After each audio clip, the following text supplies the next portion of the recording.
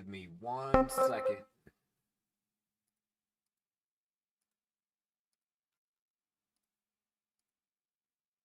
I want to make sure my titles are updated. They should be, but I need to double check. I'm just gonna do some end times research before I go to bed tonight. It's gonna be, it'll be kind of a short stream. I'm a little bit tired, which is good because I haven't been able to get to sleep very much. Let me generate a thumbnail for this.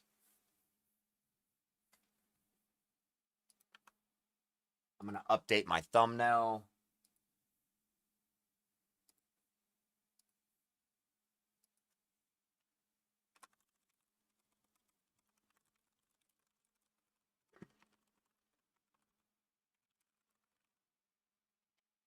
I'm generating a thumbnail for it, and then I'm gonna update it, and then we're gonna go into the research. I've known about Gorilla 199 for a while. I first ran across him back in like 2010. And he's one of the first people I started learning all sorts of sacred knowledge out of. I always just kind of put him on the back burner because he hasn't really released any new information because he had a bunch of demons going after him, and then he's like, I'm out of here. I'm not dealing with these demons. So now I can go back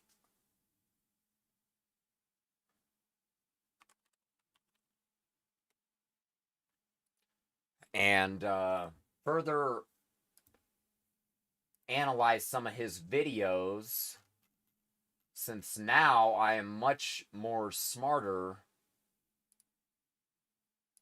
I'll probably be able to decipher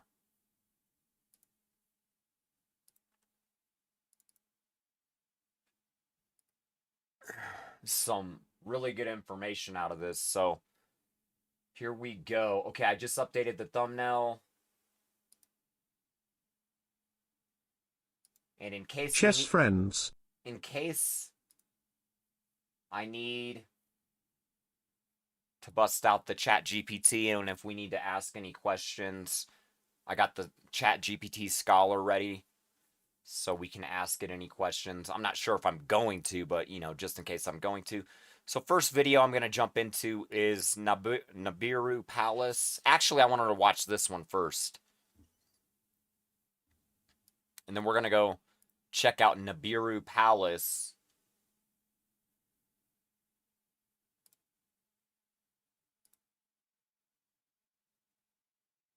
World War II and 9/11 have a link, and so do the Olympic Games, and believe it or not, so does football and many other games. They are all in fact satanic forms of worship. World War II, of course, being the satanic worship which cost the lives of millions of people worldwide.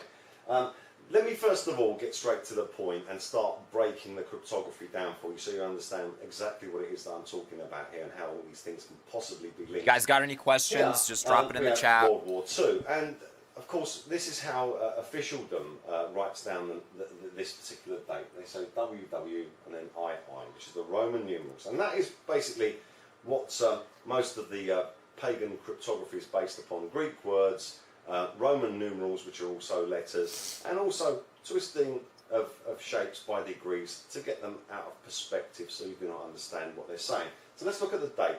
World War II began September the 1st, 1939. That's the 9th month, the first day, 9 and 1. Then 1939, that's another one, 9, 11. Okay, so what? Maybe that is just a coincidence, but let's now look at when World War II ended. World War II. I'm going to drop the links to these in case you guys want to go check it out yourself.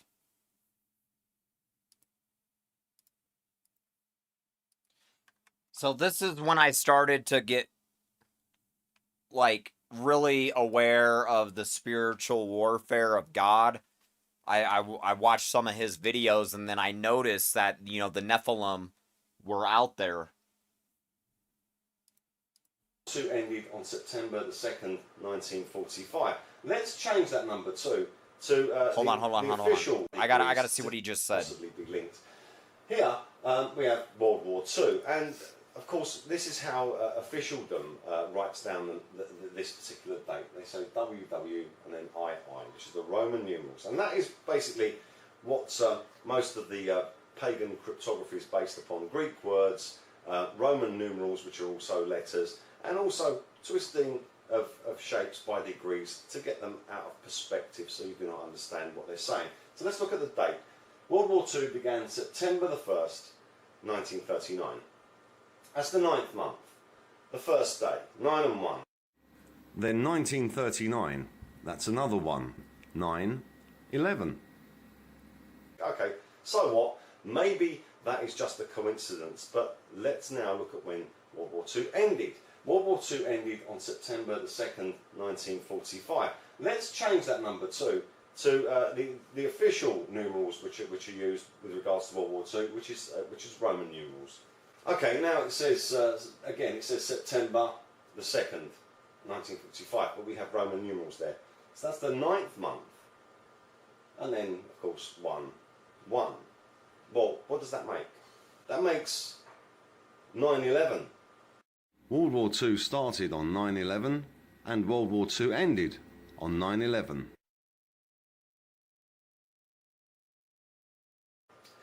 But it goes a lot deeper than that. If we add up the singular numerals of the actual dates themselves, when it began, the 9th month, the first day, 1939, as 911939, like that, it comes to 32, which in Roman numerals is XXXII. Okay, so 32 is a prime Masonic number, as we know. Now, it ended on the 9th month, the second day, 1945. So 921945, all added together equals 30, which is XXX. And XXX, of course, is 101010. Read as a word, EO, EO, EO, which has the name of the... Of course, is 10. Hold on. XXX equals 30. Same number Jesus was betrayed for. Okay. X equals 10. Read as a word, EO, meaning sun. 10, read as a word, EO, EO, EO, which has the name of the beast, Apollyon, the sun god in it. Again, let's keep going. This is the front cover of the Nazi Olympic Games. This was a special edition, and it's called Die Wash, which means, if I pronounce that correctly, which means the week in German. Now this whole magazine cover actually says XXX or EO, EO, EO. Well, how does it possibly do that? Let's break that down one more time. First of all, we've got EO himself. That's Apollyon, the sun god, depicted here as olive green. Green, of course, is the colour of witches. Pagans practice witchcraft. Giants, Nephilim are giants, and EO is a giant, he's a Nephilim. And also so-called aliens, which is a deception. So we've got him here, EO. So we can write that as a Roman numeral. There's our first X right there. Next, we have two towers. And these two towers have something bridging them. So they actually form the letter H. If we transpose that to a Greek H, which is what you know as an X, and that is of course the Roman numeral for 10, we have the name of the beast again, EO, EO.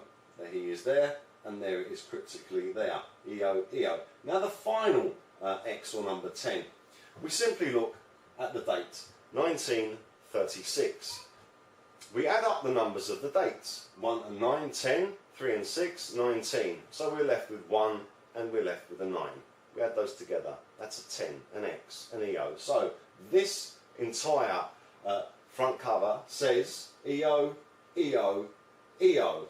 And if we take that one step further and only partially translate the magazine cover itself, it says Die Week, X, XX, EO, EO, EO, Apollyon, the destroyer, the king of the witches. You can see the same thing again here in this Nazi photograph here with two towers, and there's a bridge across them there, which is hanging the so-called 5 Olympic rings, which are in fact absolutely nothing to do with the Olympics historically, as far as anyone knows, because those 5 rings were actually planted there by the Nazis during World War II. This strange photograph was posted on the internet, and it shows the 2 towers with the sun, the EO, shining between the middle of them. And what's very interesting about this, of course, is that it does in fact form a pagan cross, which is a circle and a cross going through it, which also is a Roman numeral for 1000, and in Greek that is Helios, which again is the name of Apollyon, the sun god. Pictures of this conceptual building have also done the rounds on the internet, and what it is again, it's 2 towers, and everyone complained that it looks very much like the World Trade Towers blowing up, and I agree, it does, but it also gives the game away further, because again it forms an H, and if we transpose that to the Greek H, that becomes what you know as an X, which is the Roman numeral for 10, which says EO, and also this kind of explosion cloud that shows here, it cuts across each one of the towers, forming a further X for each tower. So that picture there, I interpret it as saying XXX again, EO, EO, EO, which is the name of Apollyon, the destroyer. Same again with the Patronus Twin Towers, it forms an H, which transposes that the Greek is an X, is EO. World War II lasted exactly 6 years, and 6 is a lowercase Greek S, the sigma. And that symbol, that 6 symbol, and also the modern day S, is used by pagans as a representation of Sig or Sol, which means sun.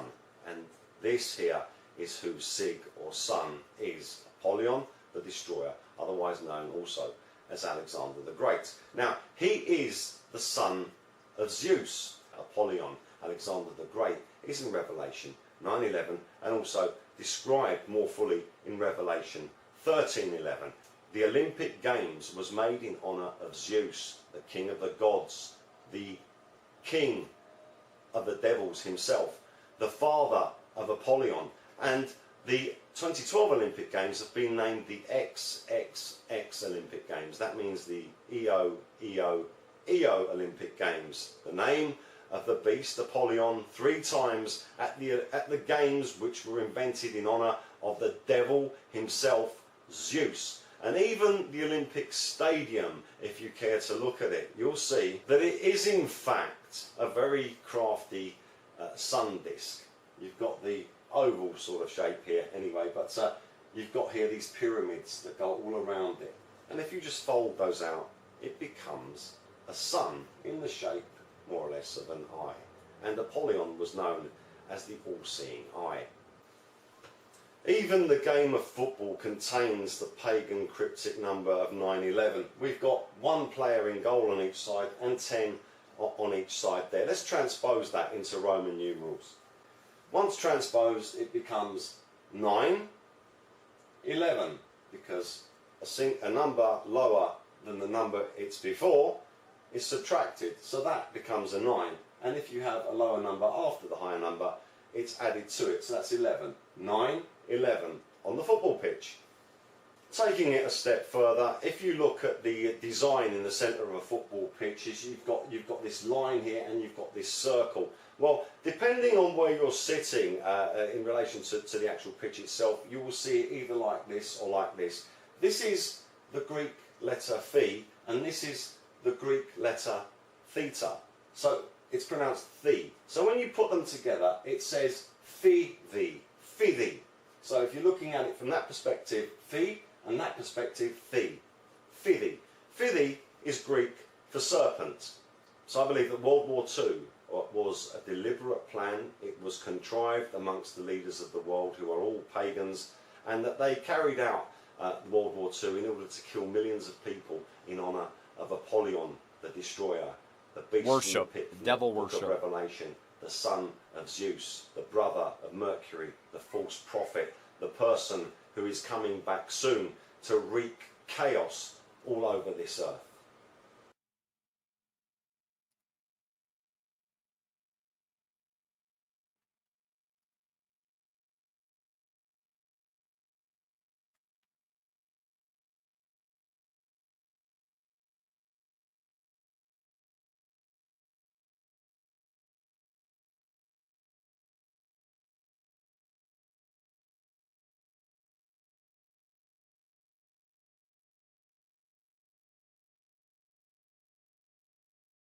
Oh, look at this.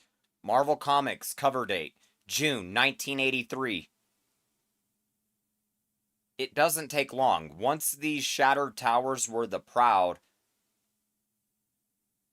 resplendent World Trade Center,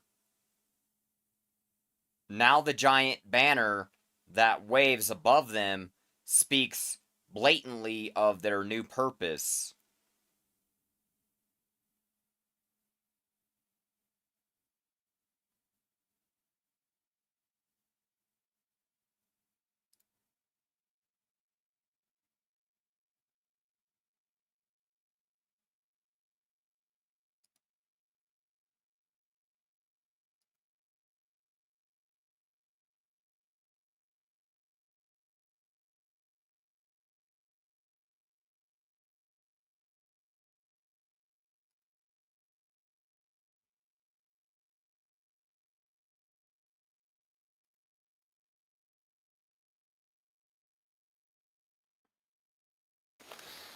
Jesus Christ said, I am the way, the truth and the life. No one comes to the Father except through me.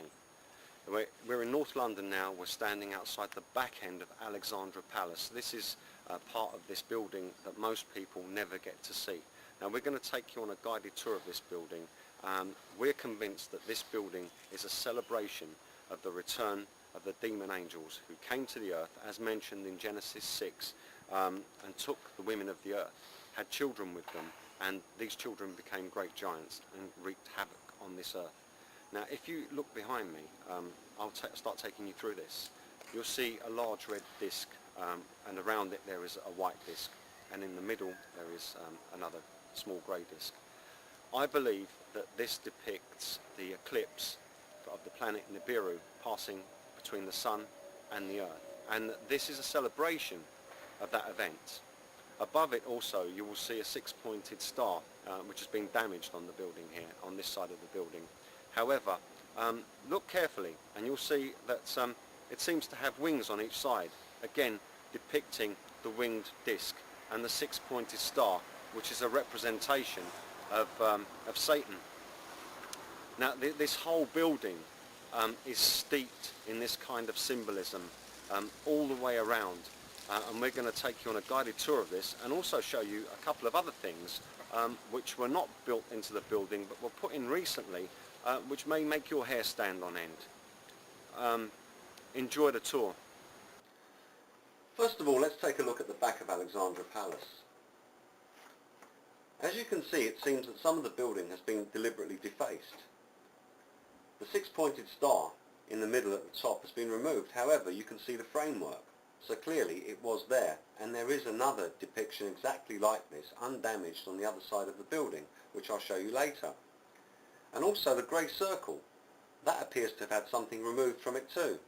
Now the interesting thing is this: Nibiru is allegedly 8 times the size of the planet Earth, and the red disc you see there is 8 times the size of the grey disc. So I'm going to superimpose a couple of pictures onto this so you can see what I mean. First of all, let's add the six-pointed star taken from the other side of the building and put it where it belongs, and also enhance the wings. Secondly, let's superimpose a picture of the Earth over the grey circle. Now it's beginning to take shape. If we take a closer look, you can see that the balcony beneath the circles is made up of hexagons, all in a row, and they look like X's, depicting the planet of the crossing. This is the reason why I believe that this building is a celebration of the eclipse that will happen when Nibiru passes between the Earth and the Sun. Here at the front of Alexandra Palace, you can see behind me, there is a very large circle in the centre of the building there, with a fantastic design. Now this design is made up of triangles. There's loads and loads of triangles. It's a symbol of the sun. And directly smack bang in the middle is another depiction of the eclipse that Nibiru will cause when it passes between the sun and the Earth.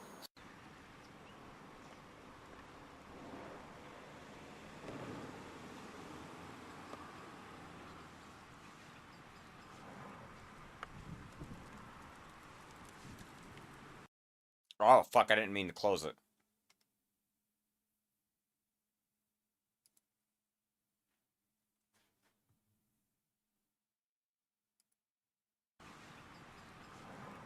This is the reason you can see behind me, there is a very large circle in the centre of the building there with a fantastic design.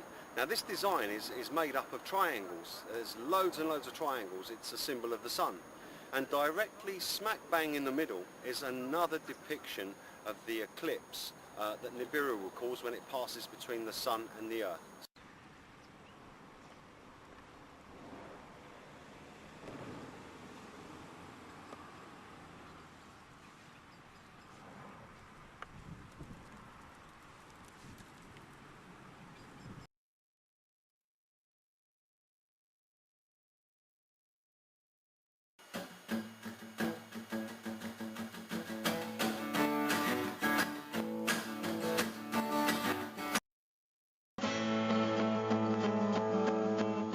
Oh, this is his music.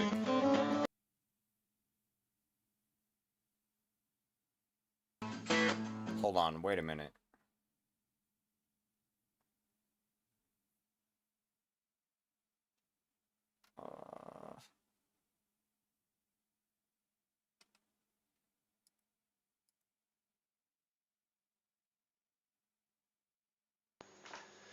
This here is a depiction of the Nephilim abomination and whore known as Ishtar, who was supposedly a goddess, but is nothing more than a Nephilim, a beast. Take a look at her hat. It is in fact a pyramid. Now look at the posture of her arms and wings. They are placed so they form an X. In her hands she is holding two discs with horns, the horned disc. One of the discs has been deliberately removed. Now look at the two animals she is standing on. They both have winged discs on their shoulders. Finally, look at her feet and the feet of the owls next to her. All of them are showing 6 toes. 6, 6, 6, the number of the beast.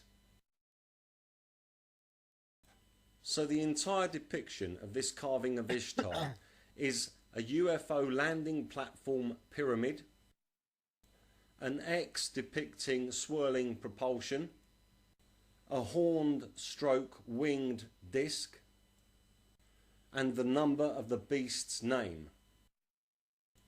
In Masonic, Babylonian and Mayan cryptography, the number 6 is used to depict air turbulence, the mark of the beast and the number of his name.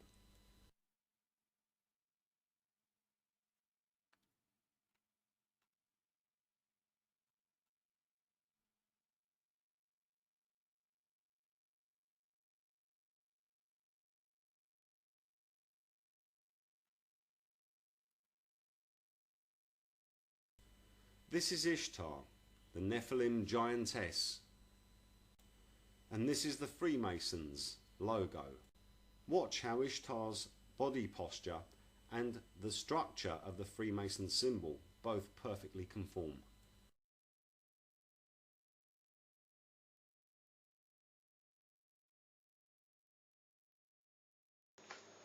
Was Jesus Christ crucified on top of a pyramid underneath the flying saucer? Now that may sound completely out of skew with the way that you've been brought up to think the crucifixion happened, but there seems to be evidence to suggest that this may actually be the case. For instance, old paintings such as this one here to my right, here behind me, it shows Jesus Christ with 2 flying objects, one on each side of him. Also this painting too, that shows the same thing. There's also a disc shown here behind Jesus Christ's head. Now in our series Nibiru Palace Part 7, we showed you how the crown of thorns which was placed on Jesus Christ's head is not just a crown of thorns, it is a disc with horns. It's a horned disc, and a horned disc is another name for a flying saucer. It's called a winged disc, a horn disc. It's now known as a UFO as well, and as a flying disc. In Mediterranean countries, it's also known as a light disc. But the horn disc is the name we're going to use here, and that horn disc was placed on Jesus Christ's head to mock Jesus, to harm Jesus, but also to depict that this flying saucer was used to defeat Jesus in some way. It is the mark of the beast. So the pyramid and the flying disc in all of its forms, including the horned disc, is the mark of the beast. Now, where would it be more appropriate for monsters like the Nephilim and the Tares, who these people are the Antichrist, the Satans of this earth? Where would it be more appropriate in their logic to kill Jesus than on top of a pyramid underneath a flying saucer with a horned disc on his head? In the book of Enoch it says that there were 6 mountains made of precious materials with fire blazing above them. And that these would melt like wax before the flame when the Lord returned. So obviously these were objects of hatred from God. This is something that God despises, an abomination. And these appear to be the pyramids. And the pyramid with the floating top, the all-seeing eye, is the same thing. It's the mark of the beast. The top is flying. It's a side view cutaway of a winged disc. Now there's other evidence about concerning this as well. If you look at crucifixes, you'll see that they are on, a lot of them are on small pyramids. Also the flag of Ohio. Now that not only has a pyramid on it with a cross on top of it, but also has a depiction of the red planet Nibiru. So is it feasible then that Jesus Christ was in fact crucified on top of a pyramid? Well, the evidence seems to suggest that this just might be the case. Let's take a close look at the standard depiction of Christ crucified as depicted in churches, etc. all over the world. Here are just 3 random examples, but they all have one thing in common. So I'm sure Jesus was the first to refuse the mark of the beast. So like the crown of thorns is probably the symbol of protecting the pineal gland, where he didn't sell his soul. So they couldn't steal his soul. So he was the first to start destroying the Illuminati to bring it down. They all show Christ crucified with a horned disc or a crown of thorns on his head. They all have long hair, and they all have a pyramid roof above Jesus Christ. Plus they all have pillars in one form or another. But there's much more to this once you take a closer look. The roof on this version is an Illuminati pyramid with an all-seeing eye. The crown of thorns on this version is shaped as 5 individual horned circle discs, which also look like 6s. The light rays from the flying disc above what is supposed to be Jesus Christ's head radiate underneath his arms, giving the appearance of wings. And the posture he is crucified in is the same posture struck by Ishtar, the goddess of the night. Ishtar is in fact a Nephilim and not a goddess of any description at all. This pose by Ishtar and by what is supposed to be Jesus Christ on the cross is in fact a cryptography of the letter X. And she is holding discs with horns in her hands, horned discs. And Jesus Christ also has horns, or if you prefer, spikes driven through his hands and feet. The flying disc above his head depicts horns with its rays. It is also therefore a horned disc. On either side of Ishtar there are owls, the silent, invisible killers of the night. On either side of this statue there appear to be 3 normal people, 2 women and 1 man, and the man has long hair. But these are no ordinary people. These 3 people are in fact owls. In other words, Nephilim, Tares and Freemasons working in secrecy amongst us. Their hands are making the sign of the Masonic M. And the fingers on one of the hands appears to have been deliberately broken to hide a more obvious Masonic hand signal. You can tell that the removal of the fingers was deliberate because there are no jagged edges. This appears to have been done by a grinding machine of some sort. And this figure here is making a very interesting signal with her arms, hands and fingers. She is making the sign of the Illuminati pyramid with the floating top. The loincloth garment on the Christ figure is arranged as a cobra with a flared neck and an eye for a head. There are 5 Masonic hand signals here and 1 Masonic foot signal. The feet of the Christ figure are resting on a pyramid.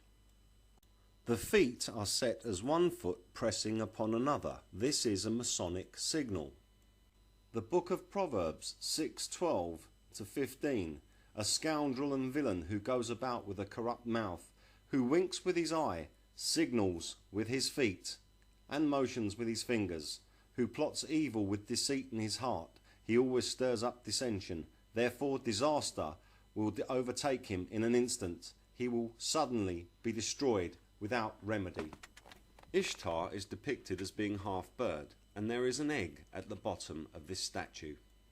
And finally, the banner above the Christ figure's head is made in the form of a scroll, so it has a curl on each corner, a 6, that's 4 sixes.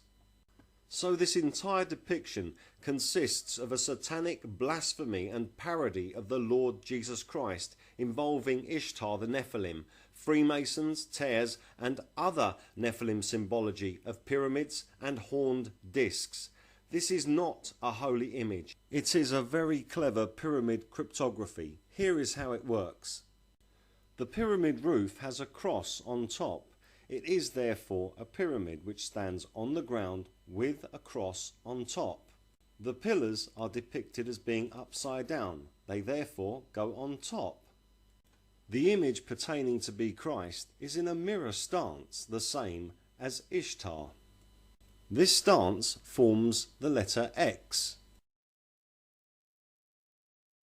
The sun disk at the top of the pyramid goes above the cross. This is now a full depiction of a pyramid with landing pad pillars, a cross on top, an X depicting swirling thrust, and a flying horned disc above. It is the mark of the beast. The word Easter is actually Ishtar. So when you wish someone a happy Easter, you're wishing them a happy Ishtar. You're wishing happiness on a Nephilim abomination who dares to call herself a goddess. The so-called Easter egg is actually an Ishtar egg, and this is what you're giving to each other during these holidays. The X stance of Ishtar and the false Christ figure both match perfectly with the Freemasons logo.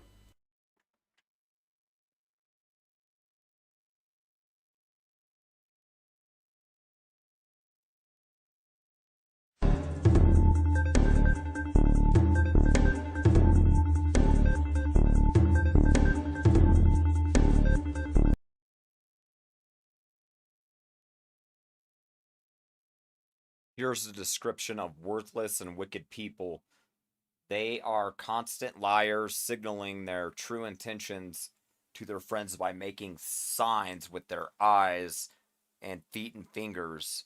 Their perverted hearts plot evil.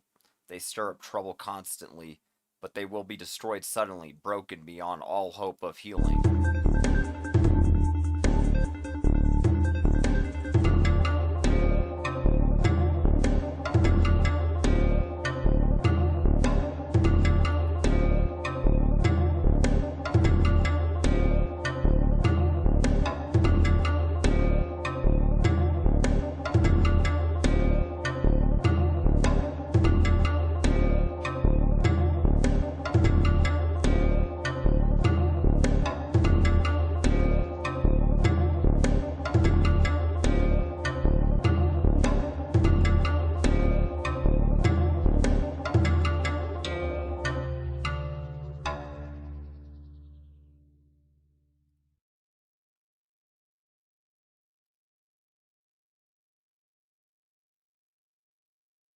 The 1st of May, a very important satanic date. Now let's just take a look at why this is an important satanic date. The English language is based as a foundation upon the Greek language.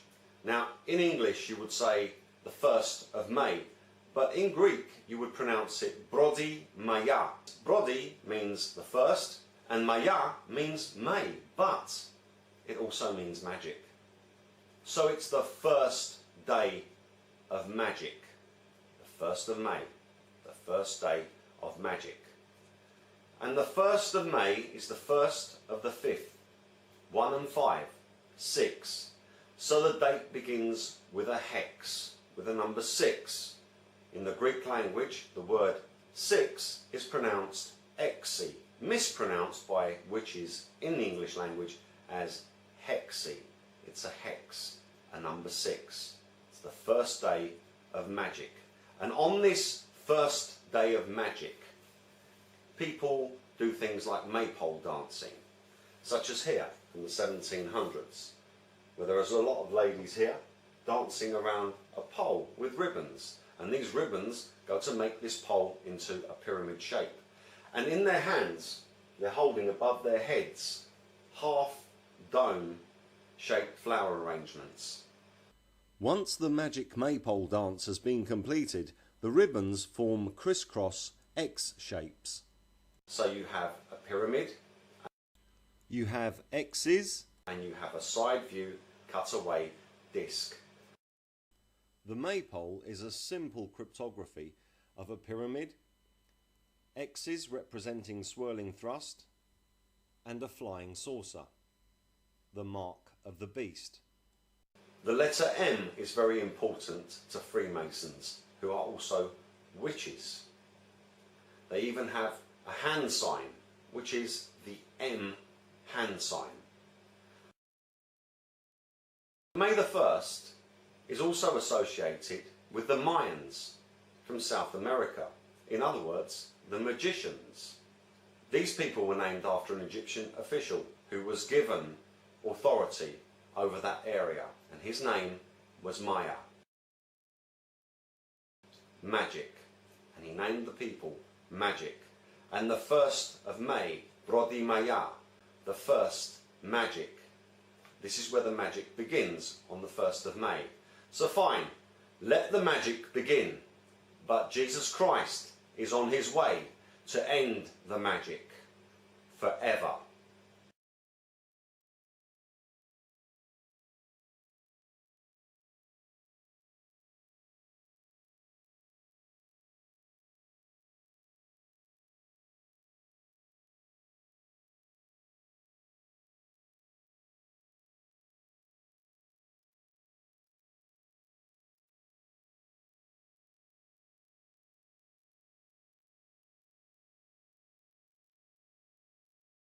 Well, I'm Apollyon the Destroyer. I'm gonna look up Apollyon.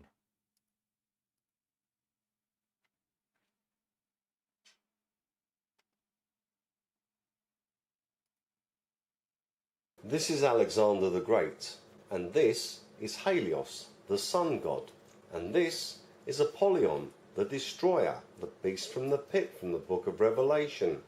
As you can see, they're all the same person.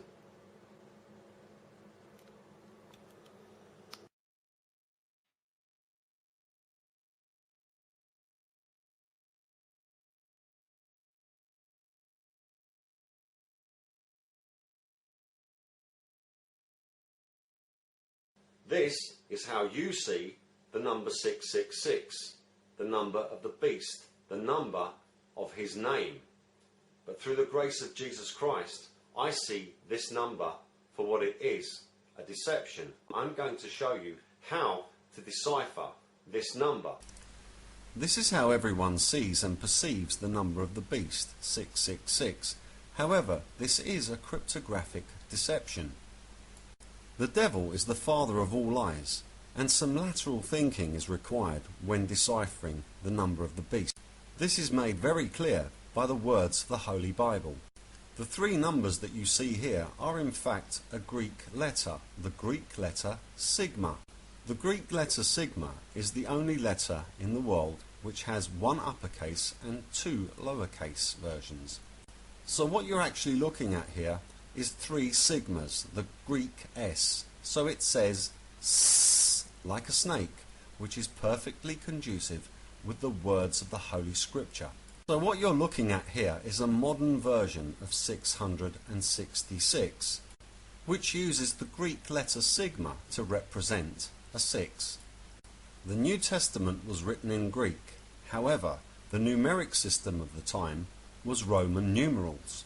Therefore, the correct way to write 666 is like this and like this. 660 and 6 and 600 threescore and 6. A score is 20. These are both the biblically and historically correct ways to write 666. Roman numerals consist of 7 primary characters. Reading from bottom to top, their values are as follows: M 1000, D 500, C 100, L 50, X 10, V 5, and I 1. If you total these character numbers, they amount to 1666. By removing the numeric character M, we are left with 6 numeric characters, and their total is 666. Now, before we break the code, let's just look at the Word of God. I've chosen the Weymouth New Testament. This is from Revelation 13:18, and it says, "Here is scope for ingenuity. Let people of shrewd intelligence calculate the number of the wild beast, for it indicates a certain man, and his number is 666. The powerful worldwide satanic cult of Freemasonry, whom I say are the Great Whore of Babylon, use these Roman numeric what's up, characters Skyrock's in a on wide Twitch variety chat. of ways. The characters are even hidden in the Masonic logo. Now watch what happens when you rearrange these Roman numerals, which amount to 666. I will begin with this version first.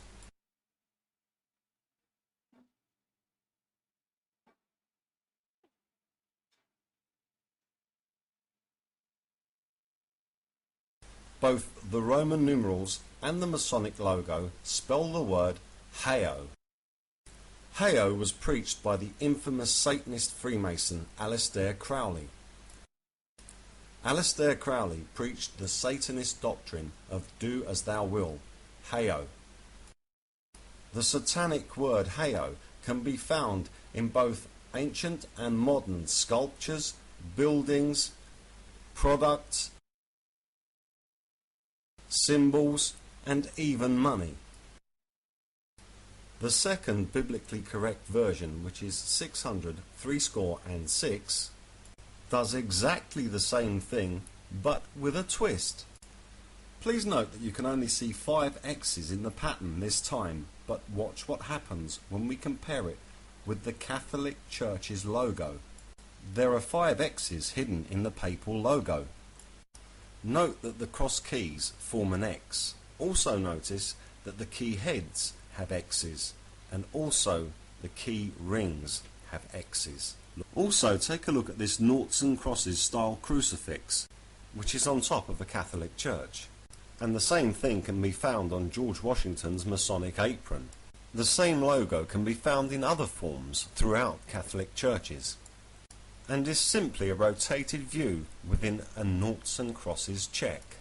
These 5 small X's form one large X. They also form 6 tens, that's 60.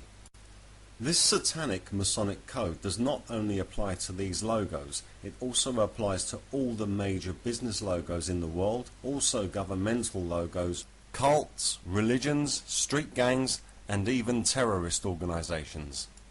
Here is one more example which is linked to the Olympian Nephilim giants. The number 600 threescore and 6 has 5 zeros in it, 5 zeros or 5 circles. This is the cryptography of the 5 Olympic rings. Now that you understand that this cryptography applies to all major business and governmental logos, I will use the Masonic logo to spell the name of the beast. Chi, the Greek letter H, Alpha, L, I, omega, halio. C, pronounced as s, halios. In the Greek language, if you're speaking to someone called Halio, you call them Halio. But if you're speaking about someone called Halio, you would say Halios and add an s at the end. Halio is the name of the beast. And who is Halio? Halio, or Halios, is the so-called sun god, the bisexual Olympian Nephilim giant, the son of Zeus and Leto. Zeus was the king of all the so-called mighty Nephilim gods. Luke 10:18, Jesus Christ said, I saw Satan fall like lightning from heaven. Zeus, ruler of the gods, he is the god of the sky, lightning and thunder.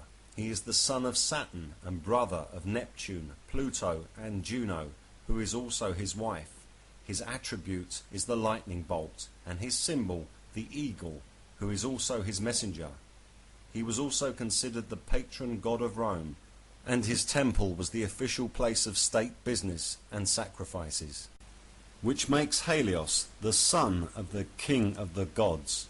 In other words, the false Jesus. And Halios is known by another name, Apollo. In other words, Apollyon, the angel from the pit, the winged serpent, Abaddon, the destroyer, the beast who once was, now is not, and yet will be. All the planets in our solar system have been named after Nephilim giants, claiming they are gods. Even the sun itself has been named after a Nephilim giant, Helios, or in English, the sun. Every aspect of all the world's societies bear the name of Helios in cryptic form, either his name or his number. Even the flying saucer is named after Helios. It is called the sun disk, the Helios disk. Helios, also known as Io and Io and Io and Hao and Halo. Even his name is a self-salutation. Hail Io. Helios is Apollyon, the beast from the book of Revelation, the man of intrigue. Helios is the sun god, the god of the satanic cult known as Freemasonry, the great whore of Babylon. Get ready for a new paranoia. Jesus Christ is coming. Jesus or Yeshua? Which was his name? What was he actually called? There's a lot of arguments that go on, especially on the internet nowadays, concerning that. Some people keep posting things saying that Jesus isn't the actual name of Jesus and that it's in fact Yeshua because that's the original and stuff.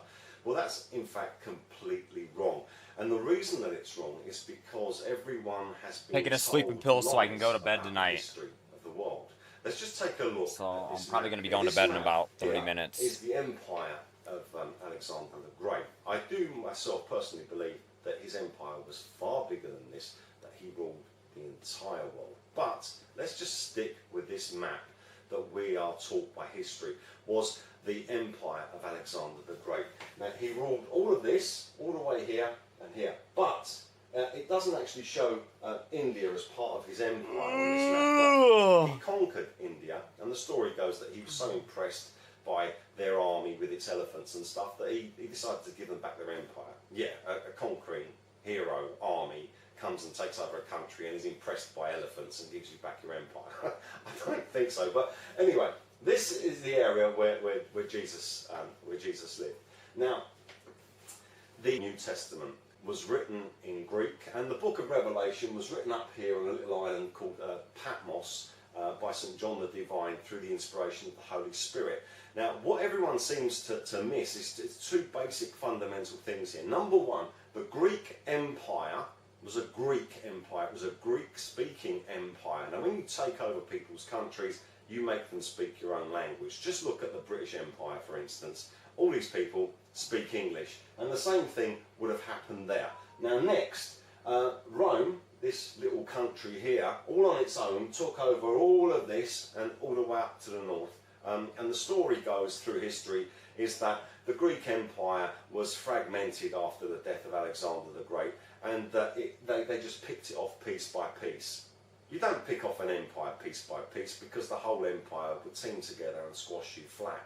The Roman Empire was in fact just the same people that ran the Greek Empire, but they decided to move over there to confuse the issues concerning Alexander the Great, because the big deception here has been that Alexander the Great is in fact Apollyon, the beast from the pit from the book of Revelation, also known as Helios, and he is the son of Zeus. So all of this empire was run by Alexander the Great, who is Apollyon, who is Helios, and everyone was made to speak Greek. Is there any evidence of that? Yes, there most certainly is. Let's just take a look at the New Testament. The New Testament was written in Greek. Oh, so what, you might say? Well, the thing is, it was written by Jesus Christ's apostles, and they were all peasants. They were fishermen, etc. The only one who was sort of like a nobleman was Paul, and that's it. But all of them managed to write the most amazing book ever written, with such astounding eloquence that it could not possibly have been their second language. When Jesus Christ was crucified on the cross, he didn't cry out in Greek, he cried out in Aramaic. And there's other references of Hebrew and Aramaic in the New Testament. But why are they just spotted around there? Why wasn't the New Testament written completely in Hebrew or Aramaic? The reason is because the first language of all the people in this empire was Greek. And that's how they managed to write that book so beautifully, through the inspiration of the Holy Spirit, of course. So, due to the empire of Alexander the Great, the Greek-speaking empire of Alexander the Great, the first language of this area was Greek. So Jesus Christ's name, as per the first language of the empire of Alexander the Great, was in fact Greek. So his name was Jesus. Jesus Christos. Jesus Christ. Makes no difference about putting a J there. It's just the English way of saying it. So if you want to say his correct name, then you should say Jesus if you want to. And I testify personally as a born-again Christian, I called upon the name above all names, the name of Jesus Christ, and I was saved.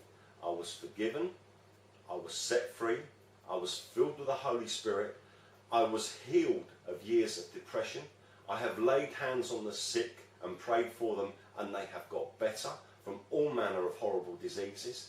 And I testify that Jesus Christ is the name above all names.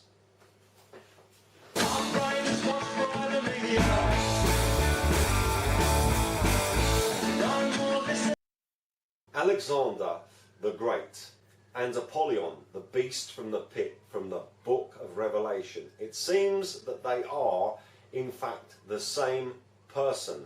So we could be seeing the return of Alexander the Great as the beast from the pit, from the book of Revelation, as per what we have been told by Jesus Christ himself. Now, are they the same person? Is there any evidence? Well, let's just take a look at what the Bible says. In the book of Revelation, we're told in Revelation 9:11 that there will be a return of a beast from the pit, and his name is Apollyon, and he is the destroyer.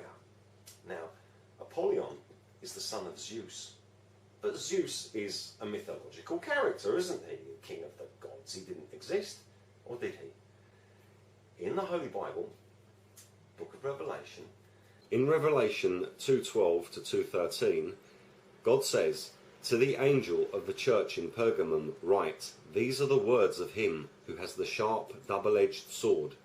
I know where you live, where Satan has his throne." And in Pergamum, in Turkey, there's an amazing structure called the Altar of Zeus, which is now in a German museum, in the Pergamon Museum. So, is that coincidental?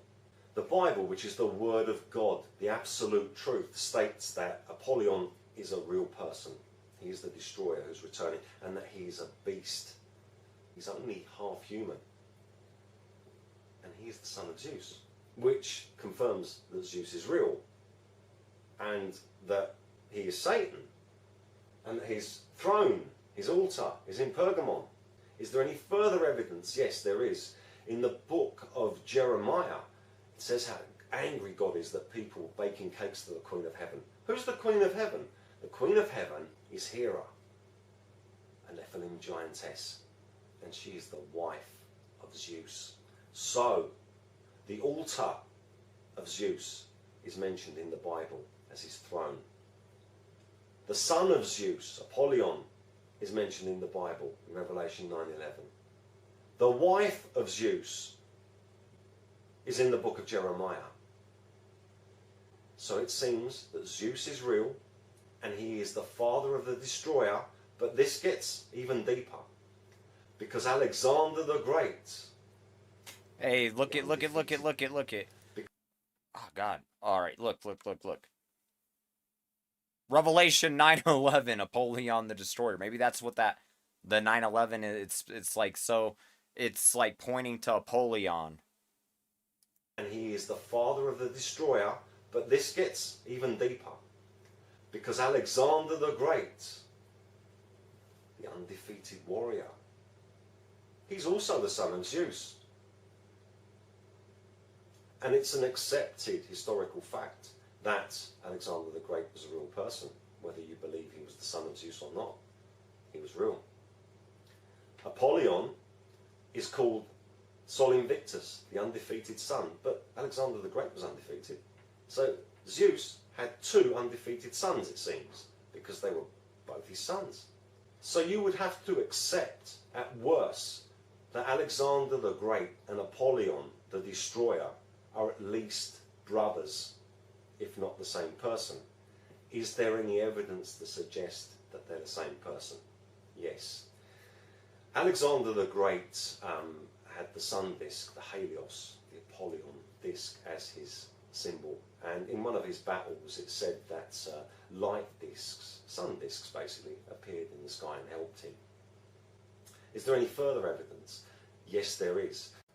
Alexander the Great died at 32 years of age, and there are no statues of Alexander the Great beyond that age. And there are no statues of Apollo, the Destroyer, after that age either. And they do look very similar.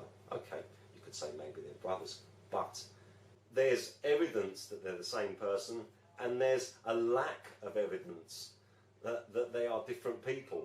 They seem to be exactly the same person. And there's also a bust of Alexander the Great depicted as Helios. But why would you depict someone as someone else? Why would you need to depict Alexander the Great, the greatest warrior who ever lived, as Helios? Helios is Apollyon. They're the same person. Helios means sun. So again, there's further evidence that they are the same person. So it looks like we're going to have Alexander the Great reappear as Apollyon, the Destroyer, the beast from the pit from the book of Revelation. But what will we call him? Will we call him Apollyon? Will we call him Helios? Or will we call him Alexander the Great? We'll call him whatever we're forced to call him. But one thing's for sure, it seems that all of the history that we have been taught in schools by pagan Masonic witches is all lies. There is a huge amount of evidence that Alexander the Great and Apollyon the Destroyer are one and the same person.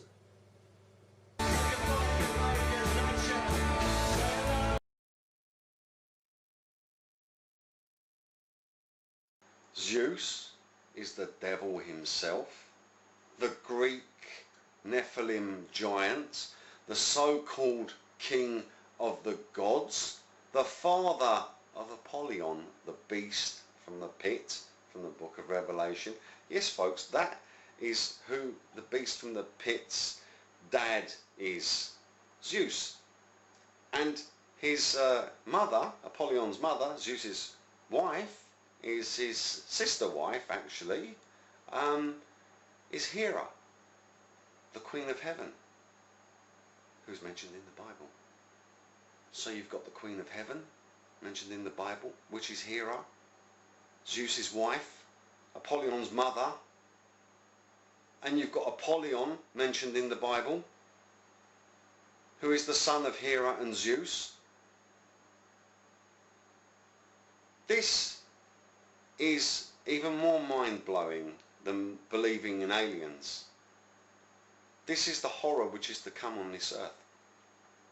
Someone sent me a link here about Obama, and it's on the Steve Quayle website. I put a link there for you to see it because it confirms exactly what I'm telling you. This is what it says here. It says Obama's inaugural speech on the Great Altar of Zeus. Hold on, I'm going to pull up a different video. It says here, original caption, Permagon, Altar of Zeus. Now, isn't Permagon the throne of Satan or something like that? Yeah, and this thing here, it says that the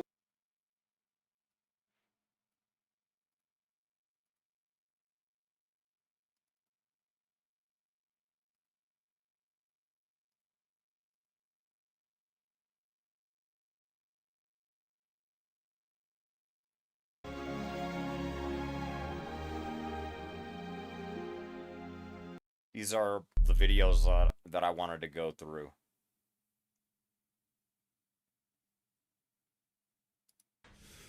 Wait, no, not. I'm gonna watch this.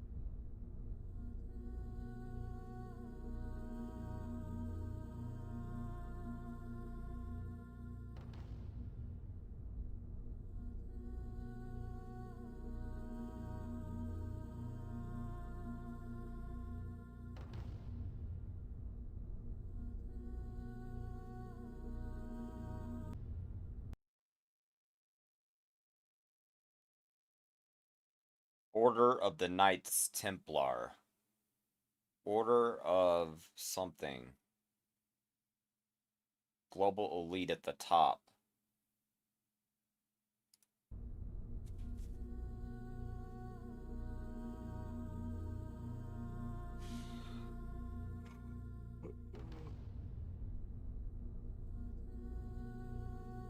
I noticed somebody owned this place a long time ago. I just didn't know. I didn't know what the fuck it all meant. I didn't know why. I didn't know, like, what is the point of all this? What are they trying to do? And then I connected the dots, so.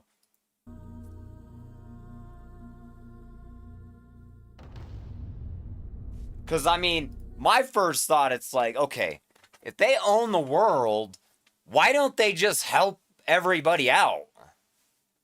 And then that's when I realized they were all satanic in nature. I'm like, oh, no wonder they don't help each other out. They're fucking satanic, bruh. So that was my biggest question. It's like, well, if they own everything, why aren't they really trying to help? Why don't they just help everybody?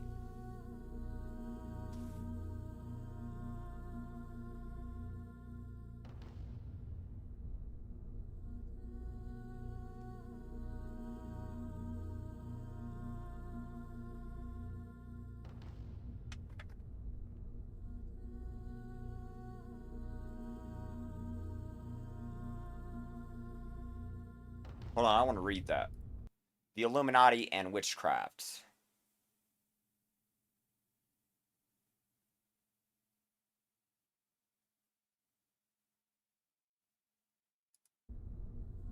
Yeah.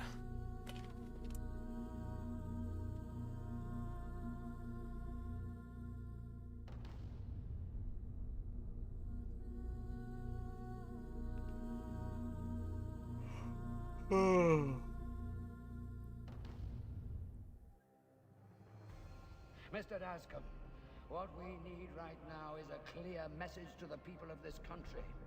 This message must be read in every newspaper, heard on every radio, seen on every television. This message must resound throughout the entire interlink. I want this country to realize that we stand on the edge of oblivion. I want every man, woman, and child to understand how close we are to chaos.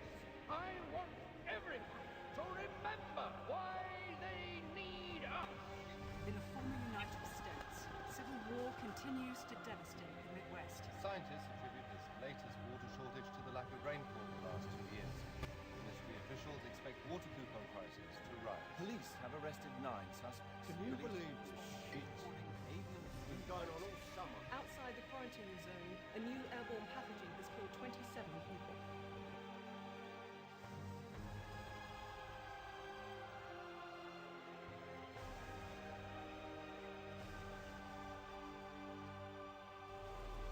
War and danger.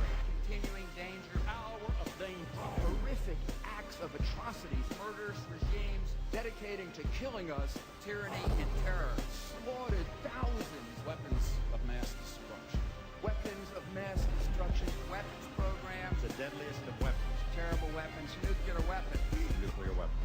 Poison gas. Torture chambers. Mass graves. Deadly technologies. Radical ideology of hate. Terror of threats. Terror. Terror. Terror. War on terrorism. War against terrorism. Global war on terror. Global terrorism. Global terrorism. Global terrorism. Global terrorism. Global terrorism. Global terrorism. Global terrorism.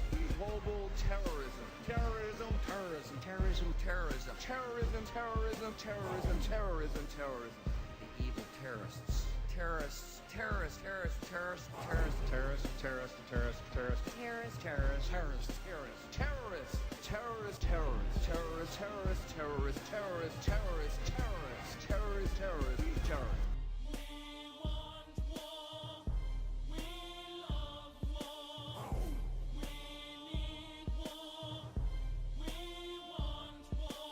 Just when you thought it was safe to turn the corner, I had to run up on him like, black, now he's gone. Just when you thought it was safe to turn the corner, I had to run up on him like, black, now he's gone.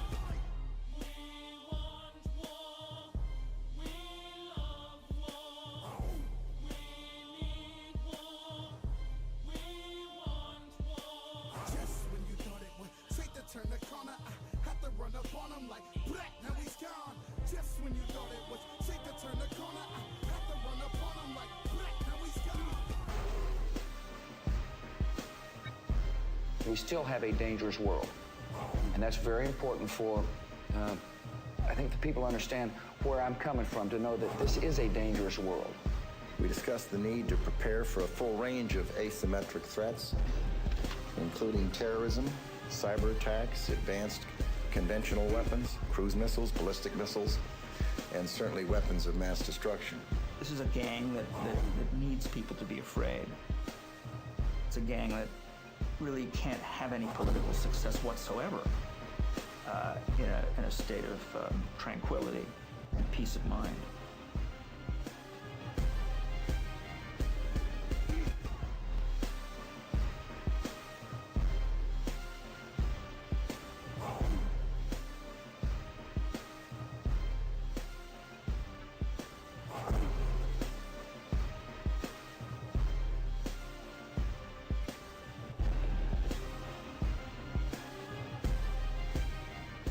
Our story begins, as these stories often do, with a young up-and-coming politician.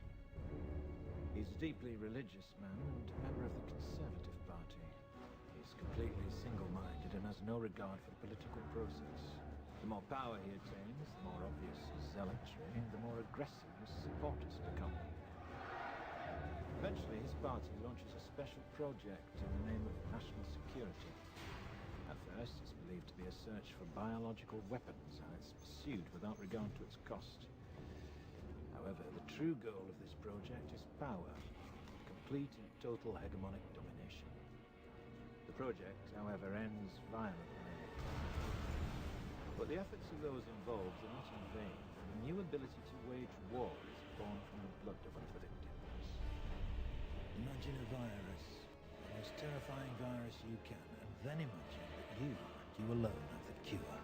But if your ultimate goal is power, how best to use such a weapon?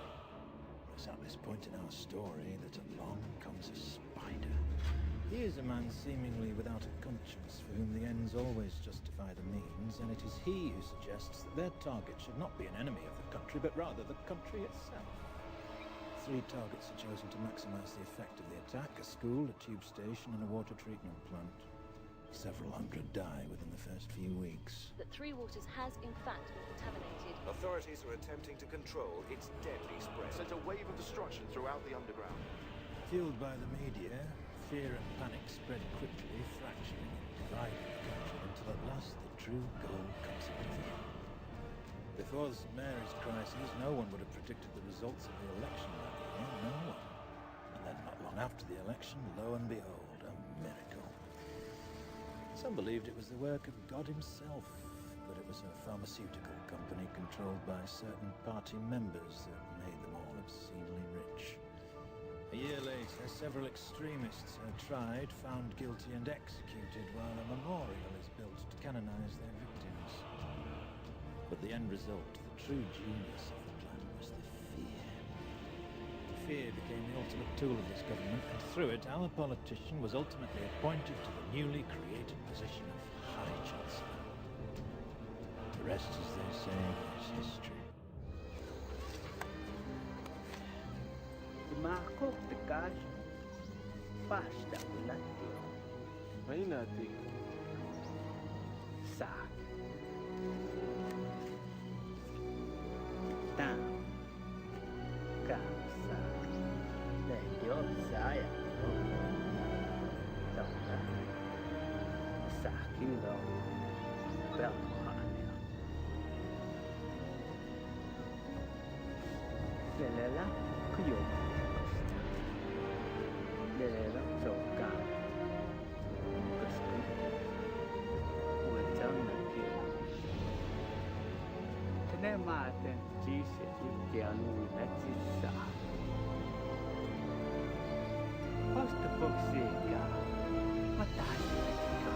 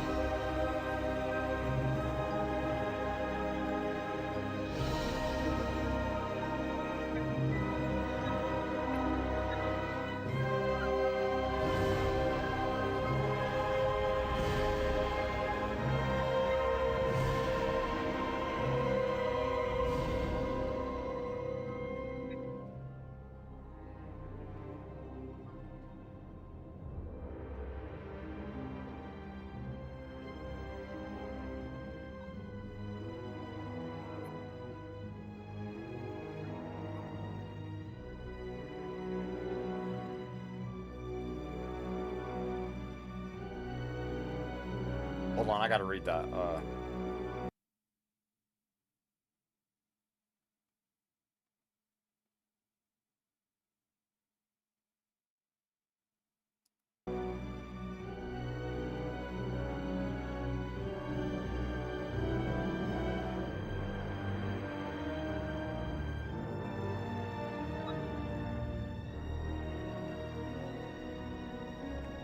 The North American Aerospace Defense Command is charged with defending North America's airspace. On the morning of September 11th, 2001, Vice President Dick Cheney was in control of NORAD. This was the first time in U.S. history that a president or vice president was in direct control of the military agency. NORAD was founded in 1957, and generals always had the power to shoot down or intercept hijacked aircraft. But on June 1st, 2001, just 3 months before 9/11, Dick Cheney ordered Donald Rumsfeld to allow him to take control of NORAD itself and the shoot-down procedure, and remove that power from the generals so they could do nothing. We're going to take a closer look tonight at another example of where, despite the conventional wisdom, there were people in the United States who actually were preparing to defend against the kind of attacks which occurred here on 9/11. The North American Aerospace Defense Command, NORAD for short, has been defending the skies over the U.S. and Canada for almost 50 years, 46 to be precise. USA Today reports that in the 2 years before the attacks on September the 11th, NORAD conducted exercises using hijacked airliners as weapons. One target was the World Trade Center. They really hated us. But there was nobody in our government, at least, and I don't think the prior government could envision flying airplanes into buildings on such a massive scale. But that turns out not to be true. U.S. military planners did envision and practice those very scenarios. As reported by USA Today, the North American Aerospace Defense Command, NORAD, conducted exercises with fighter jets, simulating hijacked planes flown into the World Trade Center 2 years before the attack.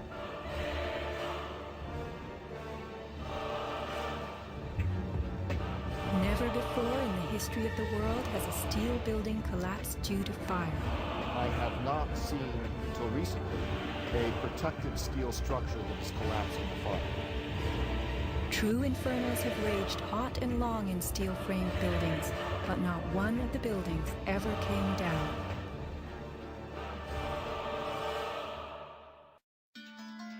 So, I'm pretty sure that whole 9/11, it's all orchestrated to install fear in the people.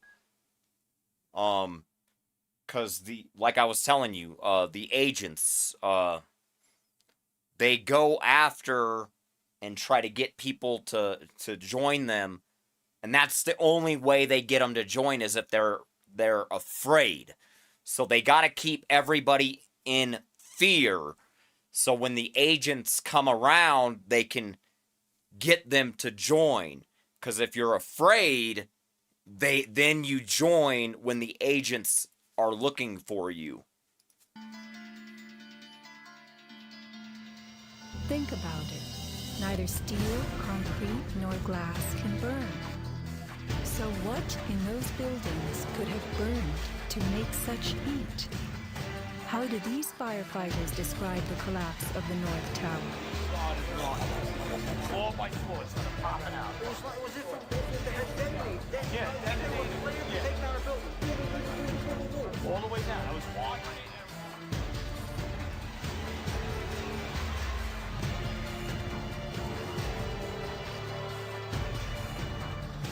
Yeah, here's one of the guys who can tell you I'm okay, all right? Here, hold on. You want to call your mother or something? So they basically can't gain agents without installing fear in humanity. They gotta keep installing fear to grow.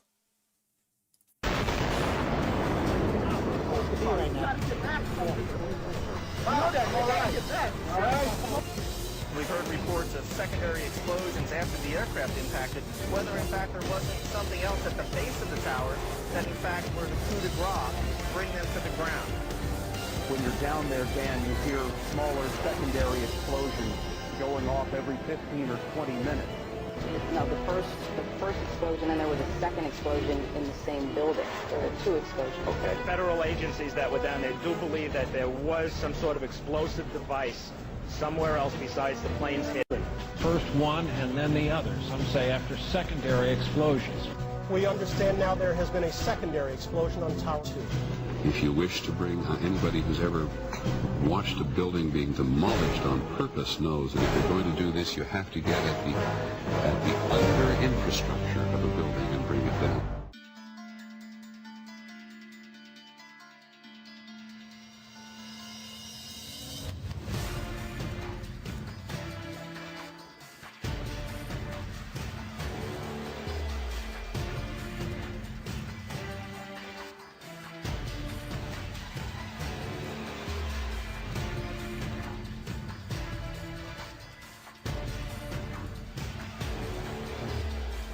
He's the one who told me 11 months before 9/11 ever happened that there was going to be an event. Never told me what the event was going to be. But there was going to be an event, and out of that event, we would invade Afghanistan to run pipelines from the Caspian Sea. We were going to invade Iraq, to take over the oil fields, establish a base in the Middle East, and make it all part of the New World Order. And we'd go after Chavez in Venezuela. And sure enough, later 9/11 happened. And I remember he was telling me how you're gonna see soldiers looking in caves for people in Afghanistan and Pakistan and all these places. And there's gonna be this war on terror, of which there's no real enemy. And the whole thing is a giant hoax, but it's a way for the government to take over the American people. He told you it was going to be a hoax. Oh, yeah. Oh, yeah. There's no question. He says, there's going to be war on terror. And he's just laughing. There's no... Who are we fighting? I mean, why do you think 9/11 happened and then nothing's happened since then? Do you think that our security is so great here that these people who pulled off 9/11 were able to can't knock down another plane? Come on, it's ridiculous.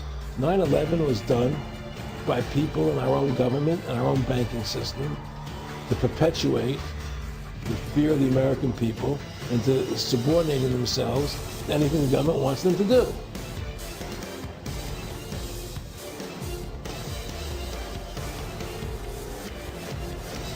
September 11th, September 11th. September 11th, September 11th. September 11th, September 11th, September 11th. September 11th, September 11th. So the ones at the top, they stay in power by controlling everybody with fear. So they always gotta keep everybody in fear so they can control.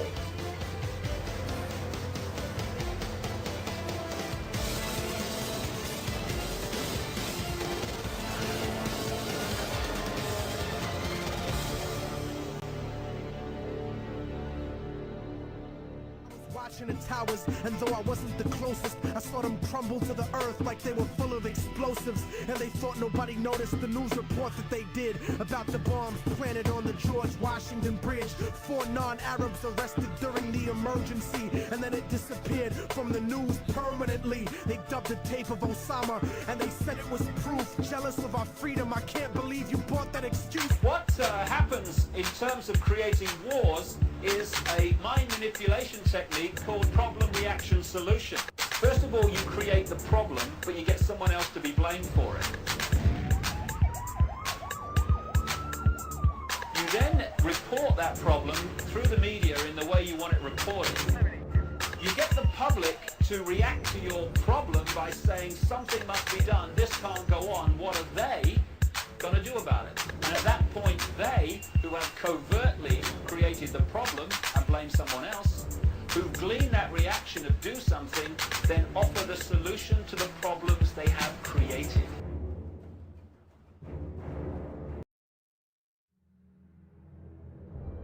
We have before us the opportunity to forge for ourselves and for future generations a new world order, a world where the rule of law, not the law of the jungle, governs the conduct of nations. When we are successful, and we will be, we have a real chance at this new world order an order in which a credible United Nations can use its peacekeeping role to fulfill the promise and vision of the UN's founders.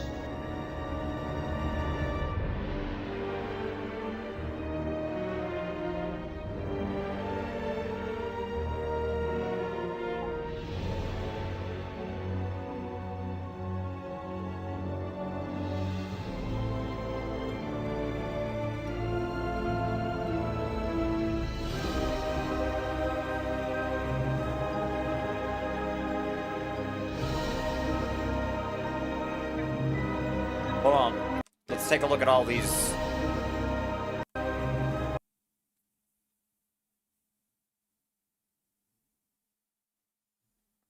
Freemasons, Skull and Bones, Grand Orient Lodge, Grand Alpania Lodge, Knights Templar, Royal Order of the Garter, Priority de Sion, Rosicrucians,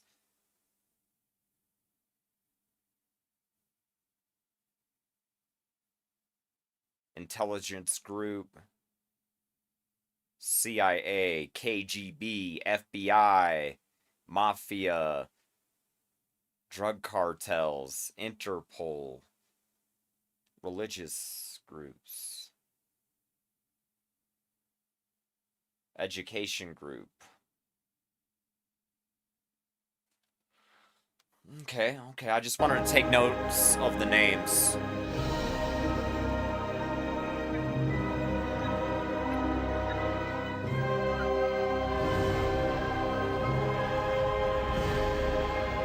Now, I just so happen to know that once you become a 33-degree Mason, I saw a video. So when they're saying he's a 33-degree Freemason, well, that means he accepted Lucifer because from going to the 32-degree Masonry to the 33rd, it's one of the final stages or something like that. And in order to attain the 33rd rank, you have to accept and submit yourself to Lucifer. It's like the final destination. So he's like most likely highly demonic. I mean, look at him. Does he or does he not look like motherfucking Dracula, right? He looks like fucking Dracula. He looks like he's gonna suck your fucking blood, right? Why do you think that is? Because they're all about survival of the fittest, to obtain all resources they can possibly get their hands on. So whether you are that resource or not, if he can get his hands on you as a resource, well, he's gonna fucking obtain you as a resource. The following are excerpts from an interview with this high-ranking insider.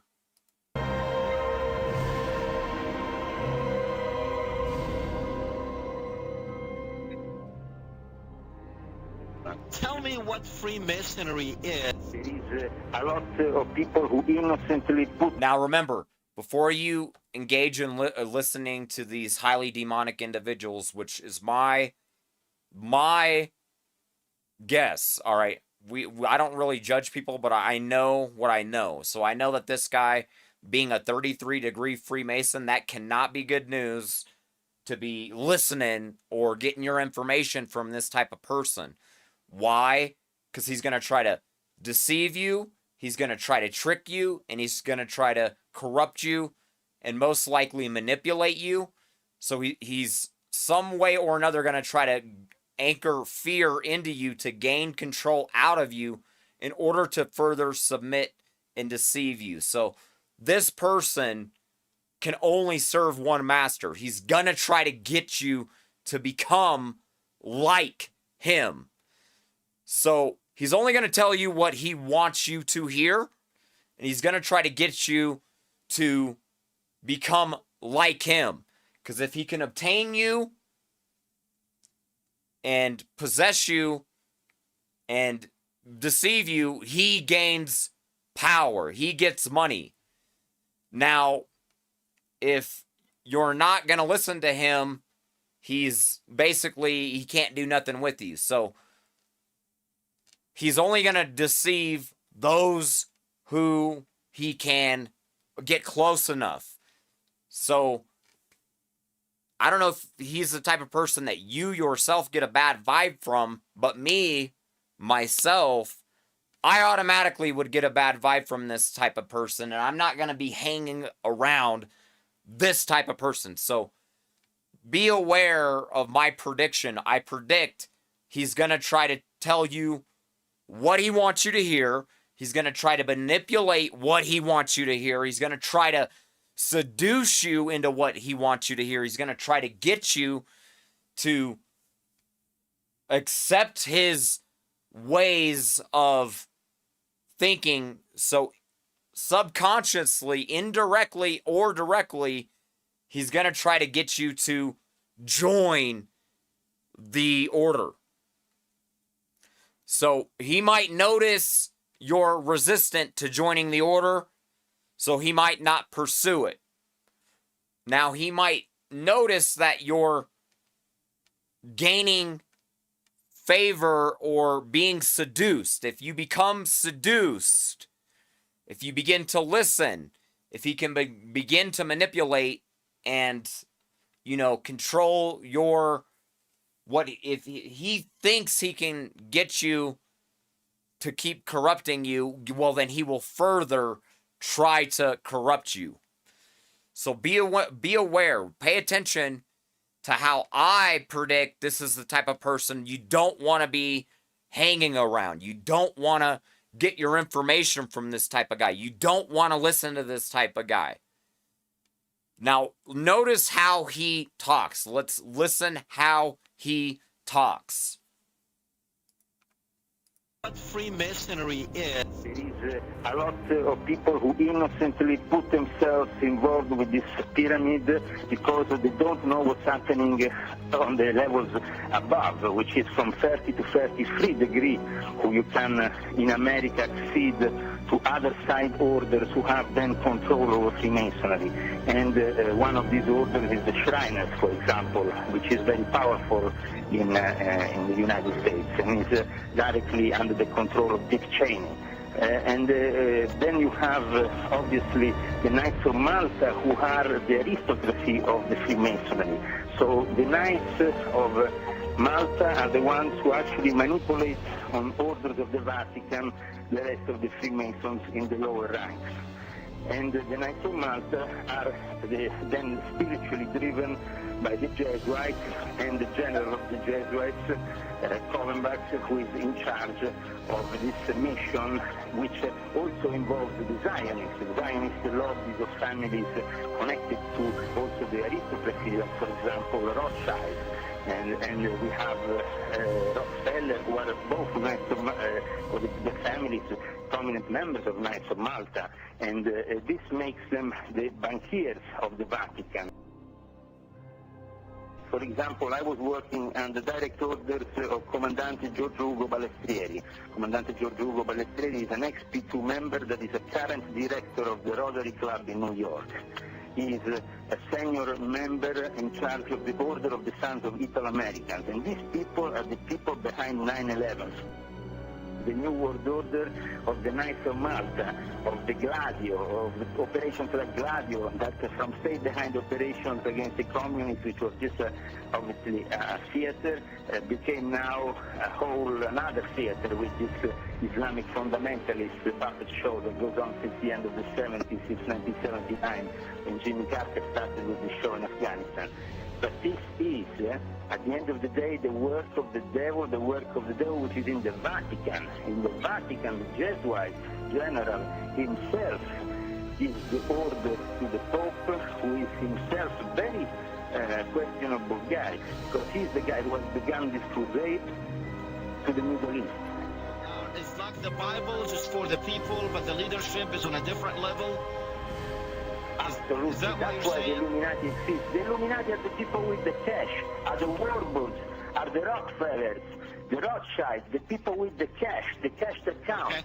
The rest is literally nothing because they want a war. They are making money over the war. They sell weapons, these people. And if you continue to do what you do, you're going to just help them continue with their establishing the new world order until they microchip you. And the moment they microchip you, forget it. Once we're going to be microchipped, you can't go back. That's it. The new world order will have full control over you. Okay. And you will be the slave. He's not lying. System. So that's cool that he's actually seems to be telling people the truth. That's really cool. He actually told you guys the truth.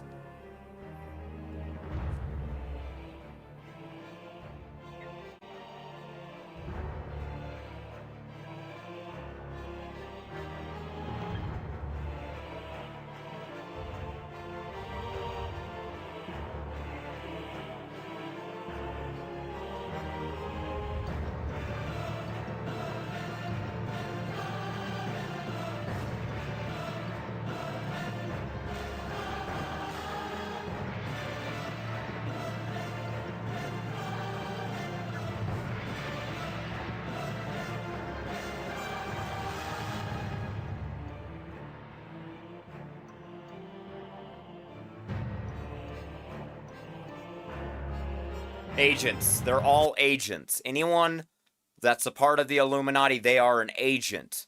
Like out of the Matrix, how they shapeshift. They call them shapeshifters. That's why. Agents. Who are trained liars so that they are told what to lie to you about. They're an agent of the system. The agents are fed information to, give you. They're told to give you that information because they're an agent of the system.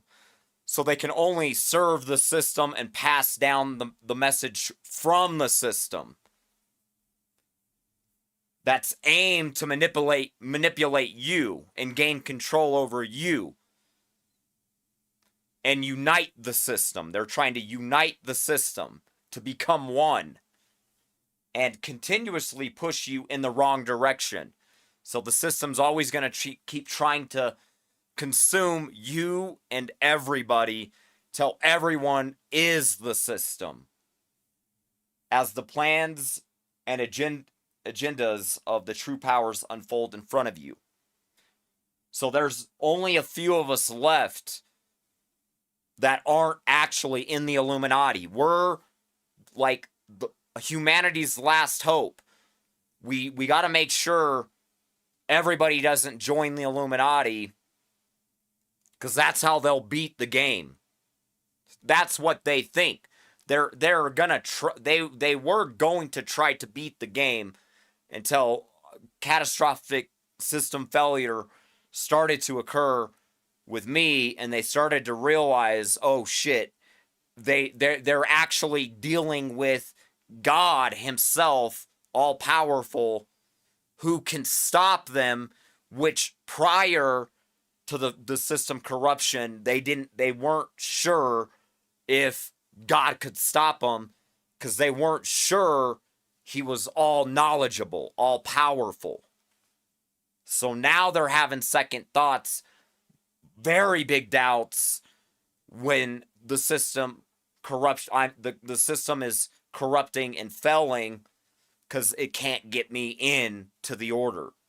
So that's going to be catastrophic system corruption for the order. I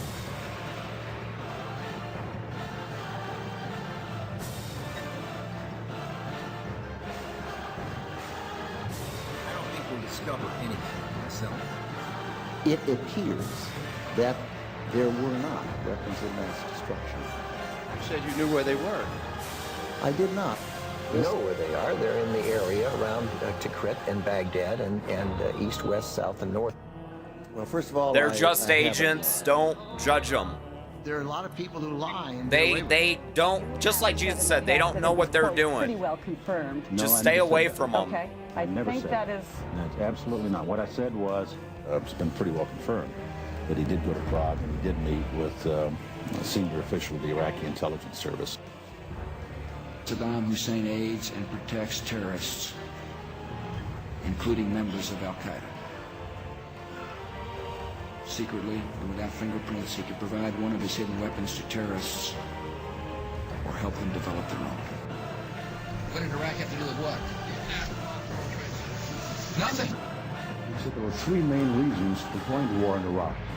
Weapons of mass destruction, the claim that Iraq was sponsoring terrorists who had attacked us on 9/11, and that Iraq had purchased nuclear materials from Niger. The regime is seeking a nuclear bomb. All three of those turned out to be false. When you have a precedent set like that, and you have somebody, George Tenet, acknowledging in his book that he knew that the administration was deceiving the American people into a situation that is murdering young men and women from this country and others, that George Tenet and Dick Cheney and Condoleezza Rice and George Bush et al. Should be in fucking jail.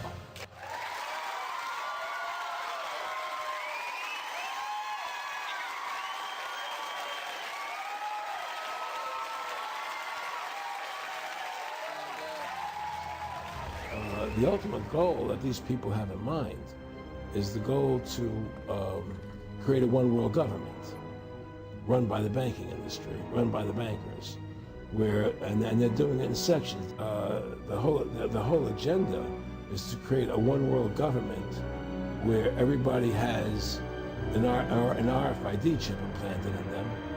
All money is to be in those chips. Right? There'll be no more cash. And this is given me straight from Rockefeller himself. This is what they want to accomplish. And all money will be in your chips.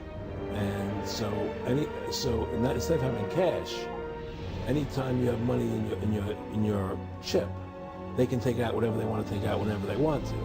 If they say you owe us this much money in taxes, they just deduct it out of your chip digitally. Total control. Total control. And if you're like me or you, and you're protesting what they're doing, you can just turn off your chip. And you have nothing. You can't buy food. You can't do anything. It's total control of the people. They were talking, they started laughing. They said, Aaron, what do you think women's liberation is about? And I said, I had pretty conventional thinking about it at that point. I said, I think it's about women having the right to work, getting equal pay with men, just like they won the right to vote. You know? And he started to laugh. He said, you're an idiot. And I said, why am I an idiot? He said, let me tell you what that was about. We, the Rockefellers, funded that. We funded Women's Lib, you know? And we're the ones who got all over newspapers and television, the Rockefeller Foundation. He says, and you want to know why? He said, there were two primary reasons. And one reason was we couldn't tax half the population before Women's Lib. And the second reason was, now we get the kids in school at an early age. We can indoctrinate the kids how to think. It breaks up the family. The kids start looking at the state as the family, as the school, as the officials, as their family, not as the parents teaching them.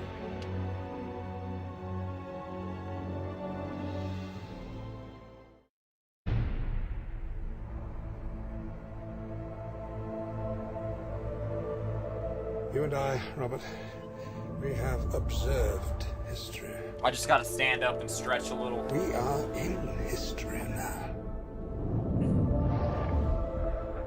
We are in the middle of a war, one that's been going on forever, to protect The secret so powerful that if revealed, it would devastate the very foundations of mankind.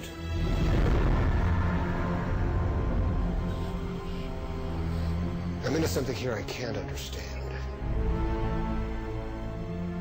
Witness the biggest cover-up in human history.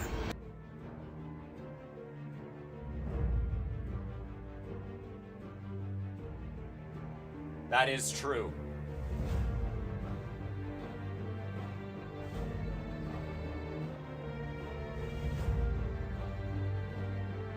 Look at that, look at that. That is also true. I'm pretty sure that's true. The Rothschilds set up the Illuminati in 1776 to subvert the Christian bias of Western civilization. Oh, no brainer why that guy's fucking rich as fuck. He just wants to destroy God's people. Oh, fucking no wonder the guy's ballin'. they took over much of Freemasonry and used it to infiltrate all social institutions.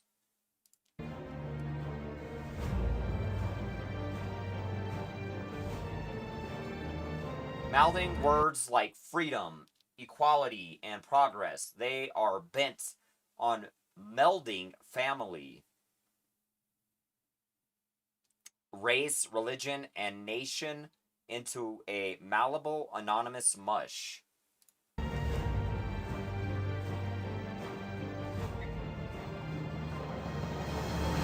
Their world police state, now called globalization, lies behind the facade of the Patriot Act, the War on Terror. The founding Rothschild states, our God, see, this is what Rothschild says, our God is Lucifer and we are his chosen people. Lucifer is very much alive. So they have revealed that to everybody. Look at that. They even said it. I mean, notice how this is coming from like the richest, the top of the line. The very top of the global elites.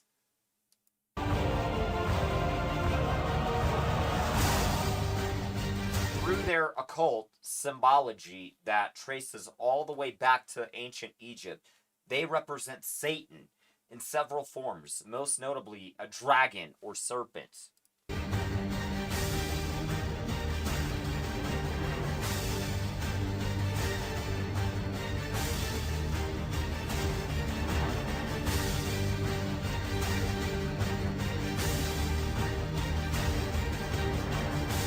So, notice, see, when I see that, to me it looks like he's being ruled over by the serpent. See how the serpent appears to rule over the Pharaoh. See, it's the placement that is kind of accenting that, right? It's projecting that sort of mentality. All right, so it's like the serpent is seated in the throne of the Pharaoh. That, see, notice how they're always telling you the mind is like the light. So notice how his mind is, it's radiating the serpent light. So it's almost as if it's revealing that the serpent rules over his soul, sits in his throne, controls his soul. So it's like his soul possessor, soul ruler is under possession by the serpent. It's most likely symbolic of that to some degree. But notice everything about the Pharaoh is projecting serpent-like attributes. Like, you see his head thing, how it kind of looks like a king cobra, the king cobra when he's got his little hood open. So it's almost like the Pharaoh's hood is open like a cobra, because it's ruled over by the serpent energy.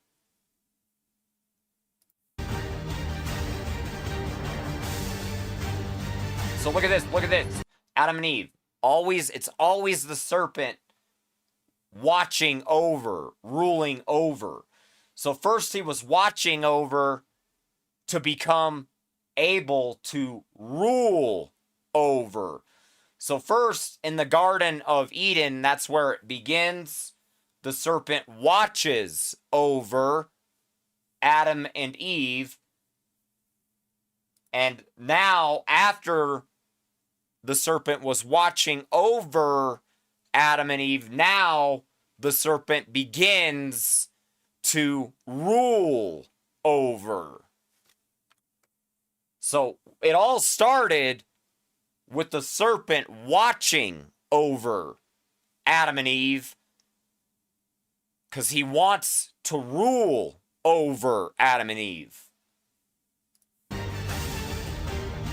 So that's what that depiction to me looks like. That's what it's depicting, in my own opinion, what I see from this. The serpent begins to watch over Adam and Eve, and now he rules over once he corrupts and further pulls them further away from God. The further he can pull them away from God, he can rule over them.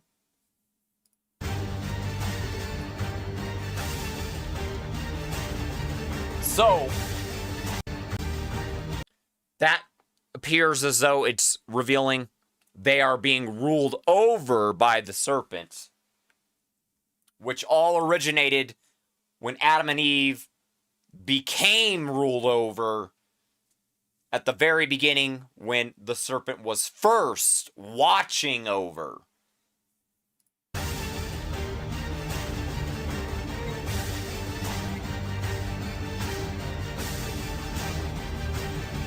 So notice the serpent is seemingly watching over everything. Is seemingly ruling over everything.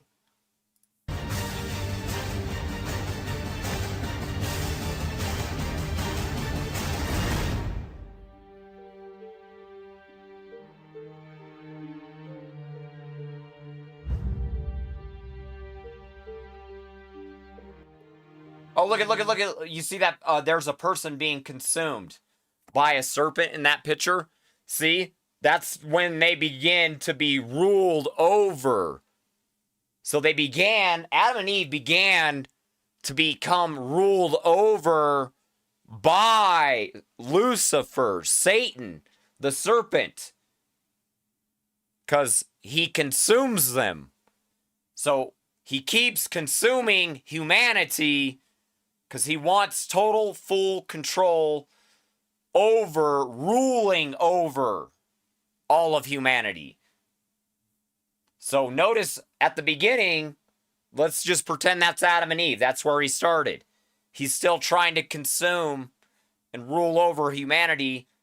And then I am like the first and the last, where I notice, oh shit, I gotta get away. He's trying to consume me. He wants to rule over me. I got away, and now you're here. You're here, and like I'm passing down the message, like holy shit. Basically our mom and dad got eaten by the serpent.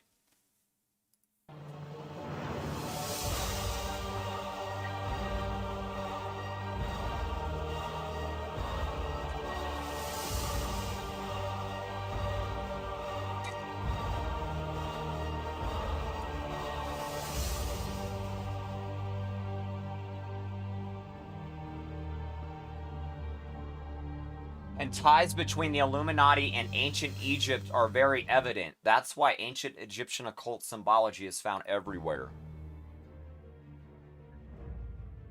Notice how everything is pointing us back to the Garden of Eden.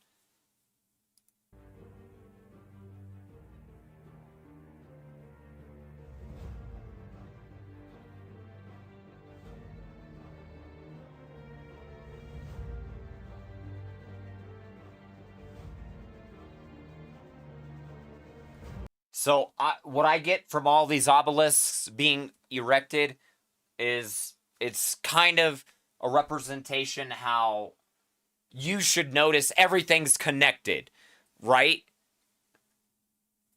The universe is connected like a quantum computer. So all of time has always been interconnected since the very beginning. So it's transcending its connection.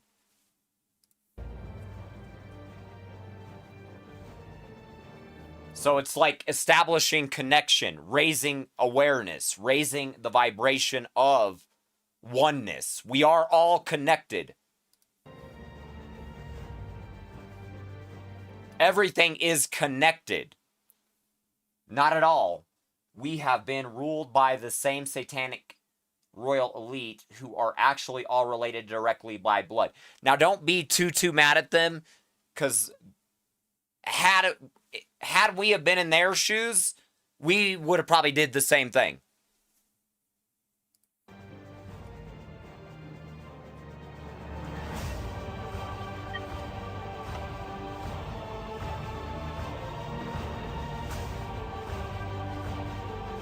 pray for them. Just pray that they can get right with God and see, and find justice on the great day of judgment.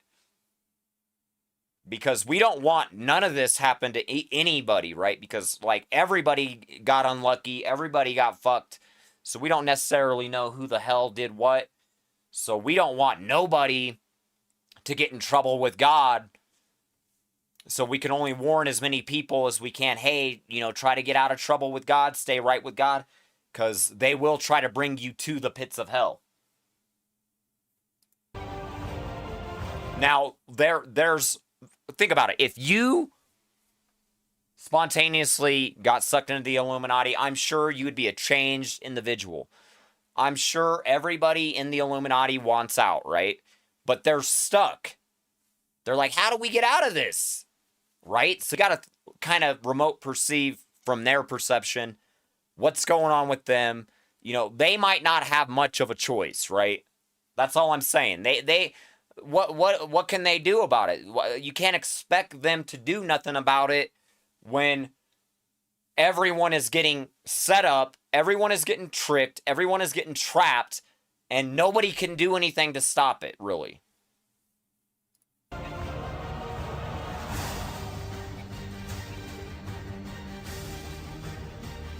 See, yeah, he might have the Antichrist in him, but just like everyone else that's an agent, they all do, right? So it's not just one person, guys. It's not just, you can't just point your finger at one person.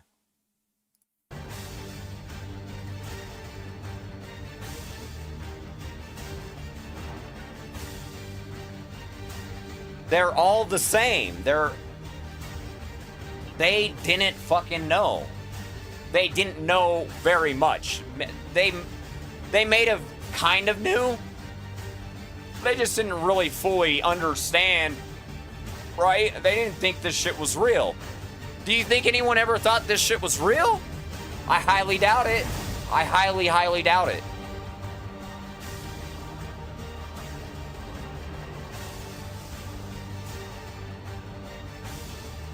That's why I say, yeah, don't go after them, don't judge them, just stay away from them.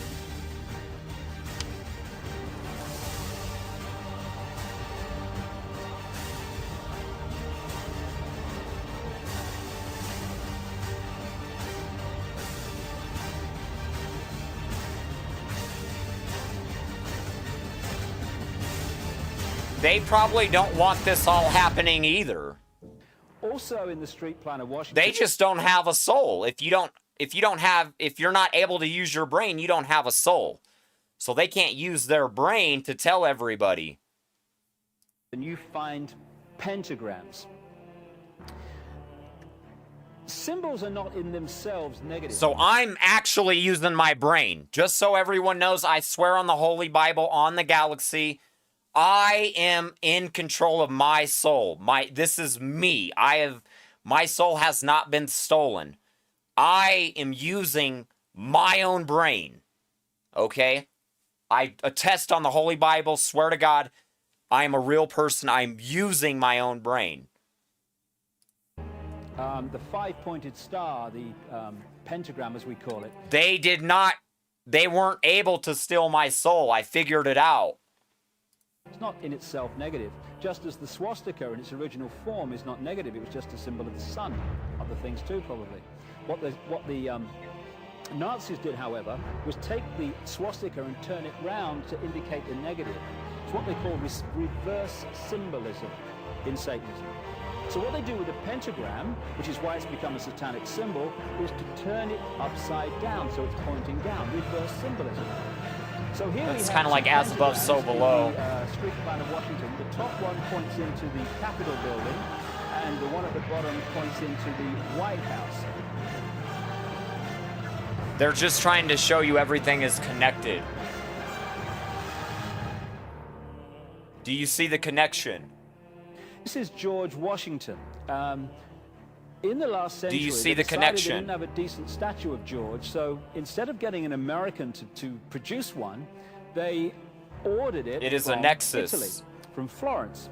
The connection. And when it arrived on the dockside, people were staggered.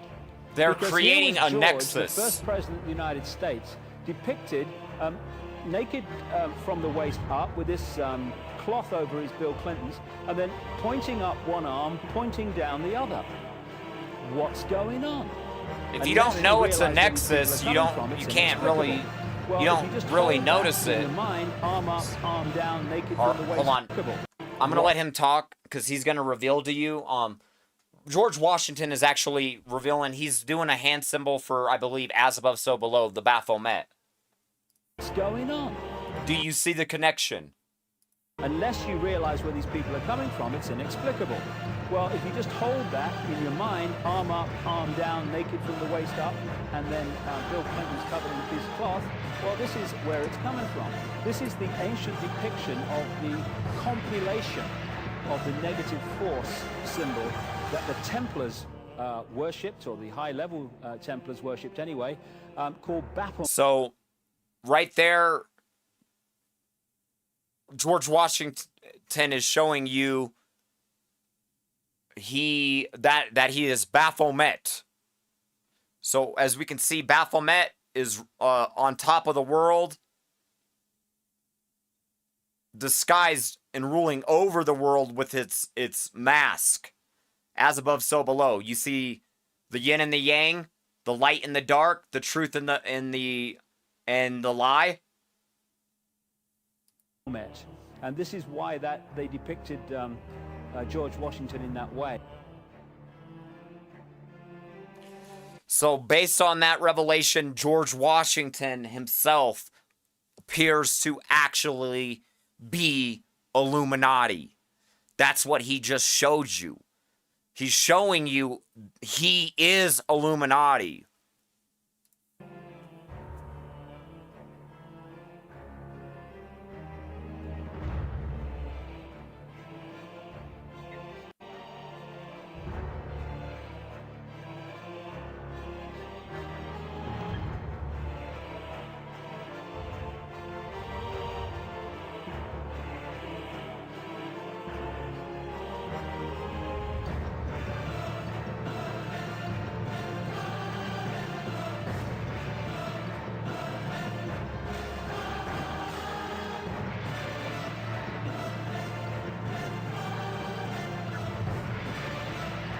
They might as well be saying that I'm fucking right.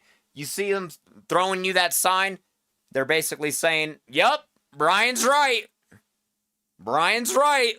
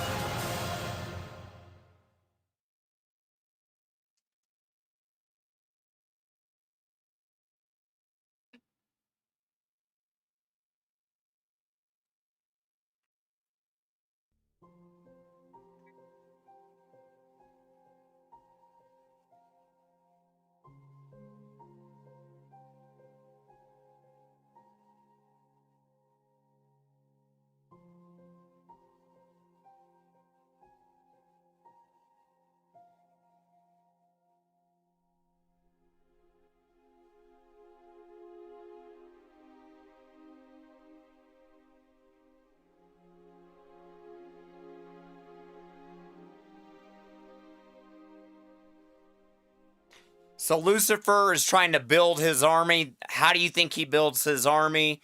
He gets people to join the Illuminati. That's it. That is exactly what it is.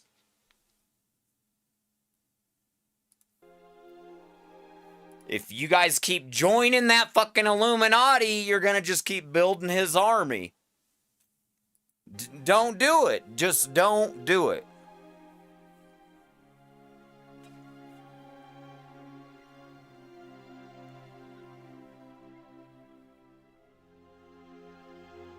See, that's his army. He's building up his army. The pharaohs of Egypt, that was him building up his army.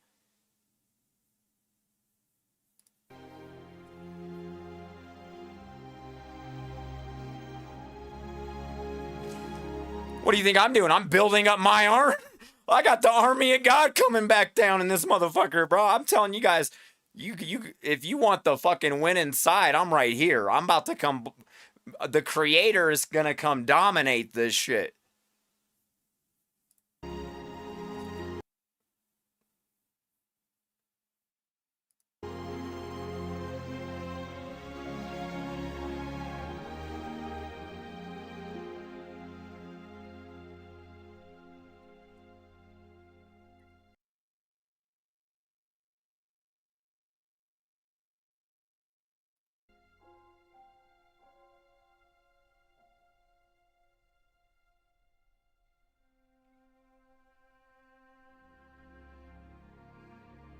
He was a 33-degree Freemason, I believe. And if he was, that means he worshipped Lucifer, joined the Illuminati as well.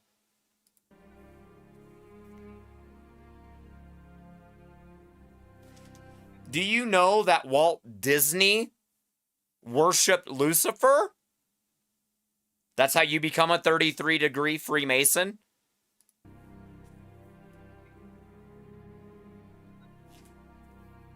This means that not only was he a high-ranking member, but he was worshiping and serving Satan.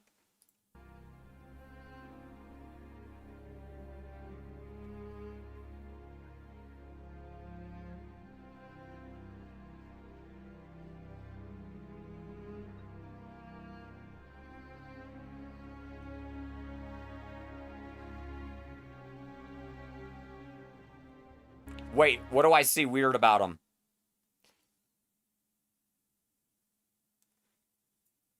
He's a mouse. Big Mickey Mouse. I don't know. Let's see what it says.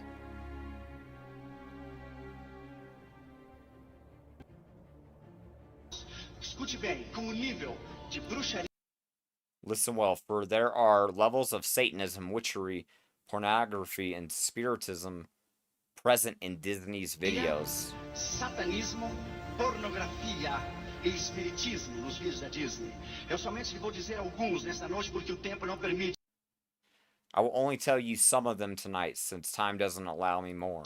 Porque eu quero que a sua casa Because I want your home to be free like our home was free. seja livre como a nossa casa foi livre. Por exemplo, no vídeo. For example, in the video of Mermaid, how is it called Mermaid?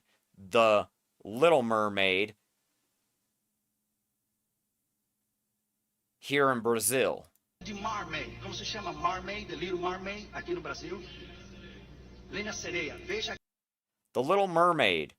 Look here, my darling. I want you to look at the cover of The Mermaid. Aqui, meu querido. Quero que você veja a capa da sereia. Se você parou para pensar e para examinar na capa. Counting from the right to the left. Here, I'm going to pull up an image for you guys.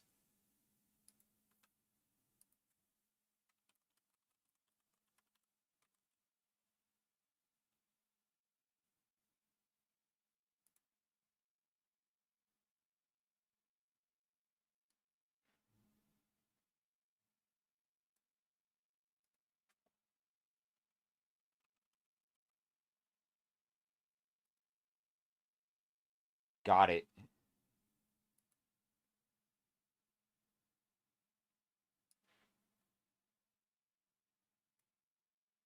Okay.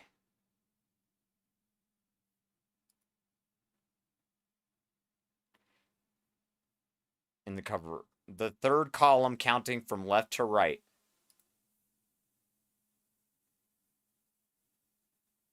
Oh, yeah, right there. Yeah, I've seen that before. I know about that. If you know, you know. Right there. I'm sure you guys know what it is. da mão direita para a esquerda é o membro genital, o membro sexual do homem parado para cima.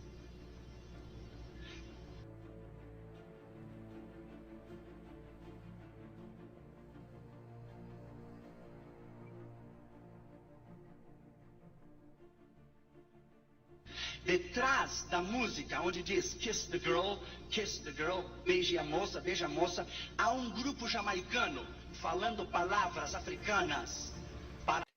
Speaking African words to curse each and every child who is listening to the video. Wait. In the background, during the music that says kiss the girl, there is a Jamaican group Há um grupo jamaicano falando speaking African words to curse each and every child who is listening to the video. palavras africanas para amaldiçoar a cada criança que está escutando o vídeo. Por exemplo, no vídeo. For example, in the video of Aladdin, how do you say Aladdin? Aladdin. If you stop the video in slow motion, go in slow, it's called slow motion. You run it slow. Como se diz Aladdin? Aladino. Se você para o vídeo em slow motion, devagar, você que chama slow motion, você coloca devagar, você verá que ele diz tão rápido, mas você não pode entender. You will see that he says so quickly you cannot hear it in normal speed.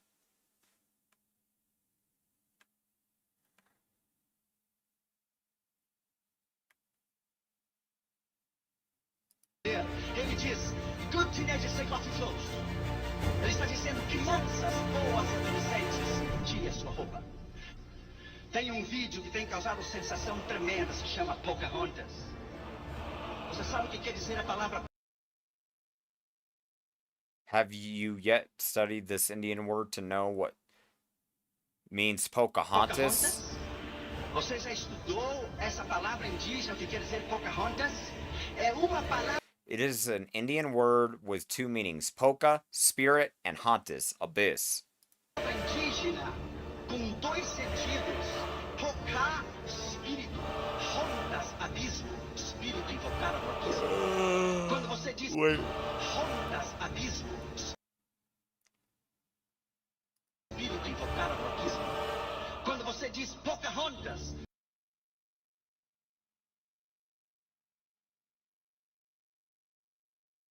Você está chamando o diabo ao lado do seu lado e ao lado dos seus filhos. Wait.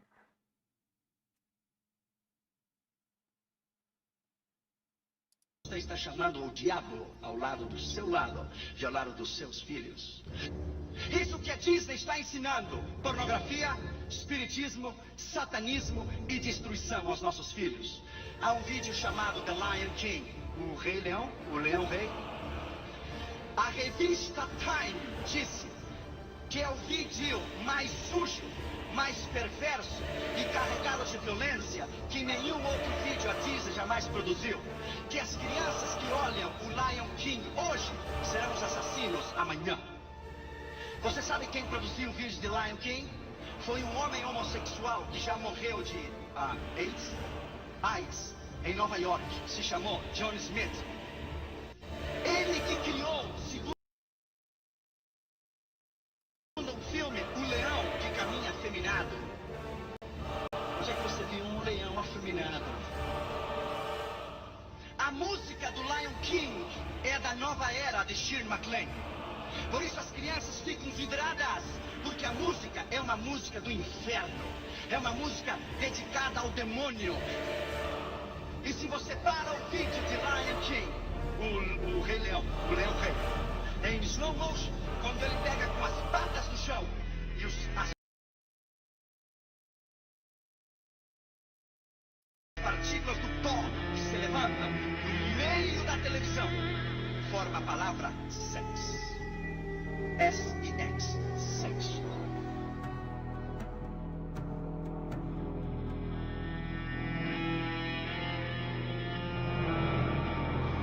Você ainda crê que Disney é entretenimento familiar? Do you really believe that? Você crê que a Disney é para crianças? E vou apresentar isso, você nunca viu na sua vida.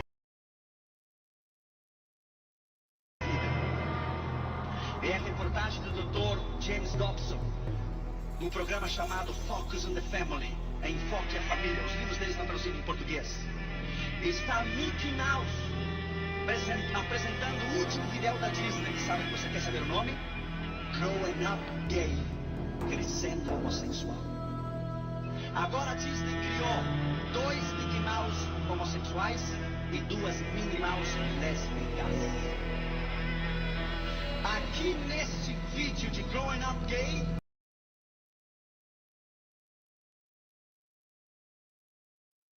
o porta-voz da Disney convida a todos os adolescentes homens a explorar o maravilhoso mundo da homossexualidade. Isso é a Disney. Michael Astor, o dono da Disney, de 60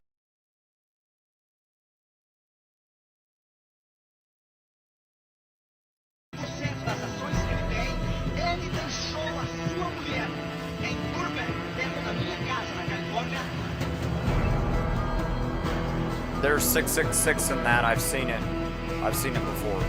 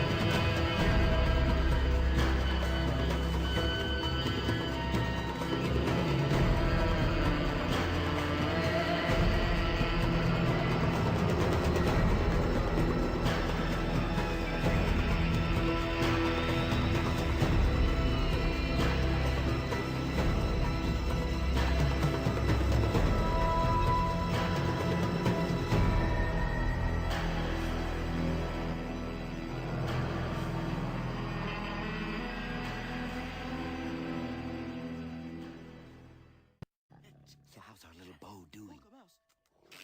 Come on, good. Can you just take off?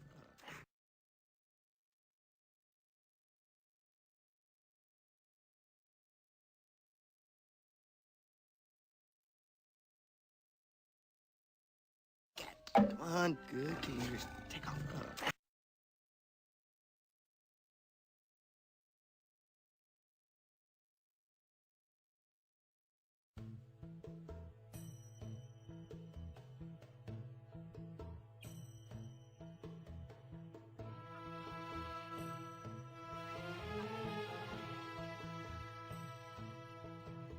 I come from a land, from a faraway place. Dude, I can't play this song on my shit. I don't want to get fucking strike.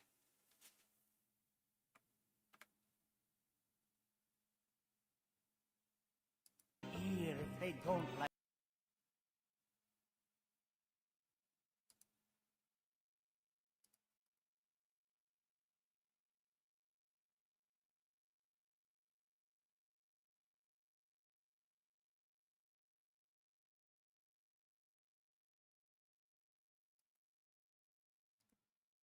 The sons from the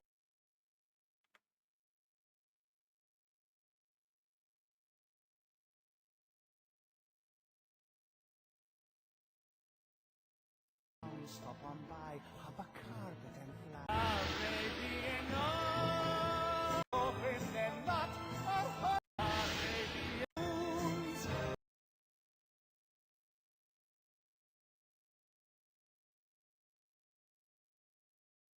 A fool off his guard could fall and fall hard. I just want to make sure I don't get a copyright strike.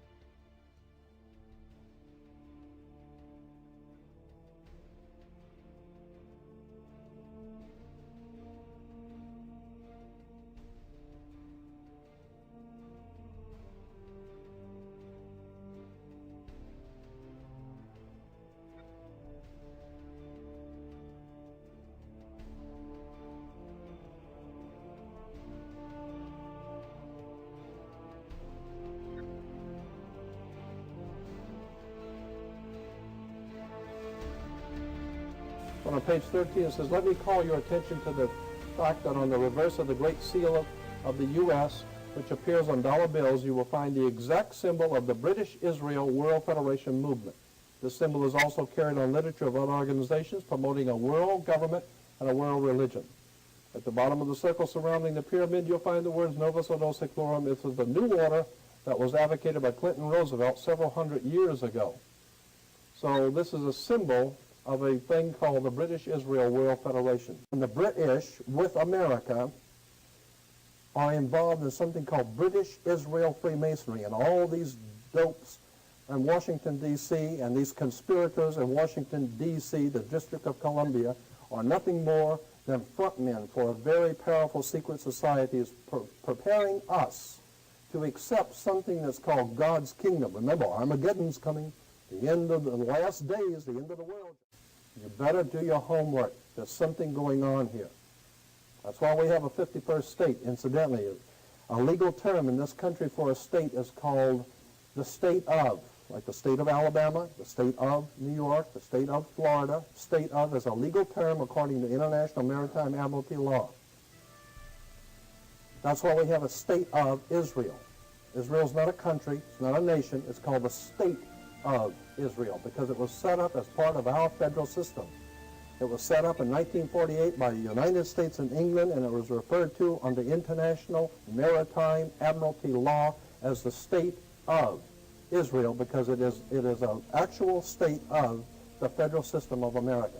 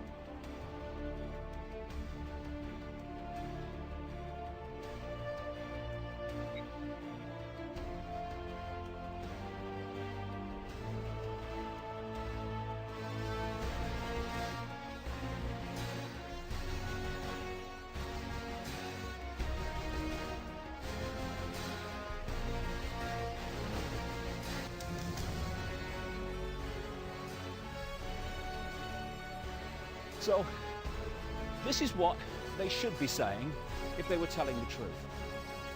Now over to Westminster for the latest news from David Icke. Thank you, you. Well, I've got to be honest, mate, I haven't got a clue what's going on. I tell you what my job is, right? I wear a dark suit, not normally, but, you know, I'm playing here. And I'm come over from there, and I tell you what they've told me is going on. And I deliver it as if I know what's going on and it's really true. I've got a clue if it's true. But they tell me, and they wouldn't lie, would they?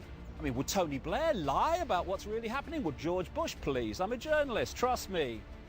And so, what we call news, what you get paid a lot of money for reading AutoQ about, is merely propaganda that they have told me and I tell you. David Icke, BBC, ITN, CNN, CBS, Sky News, Westminster.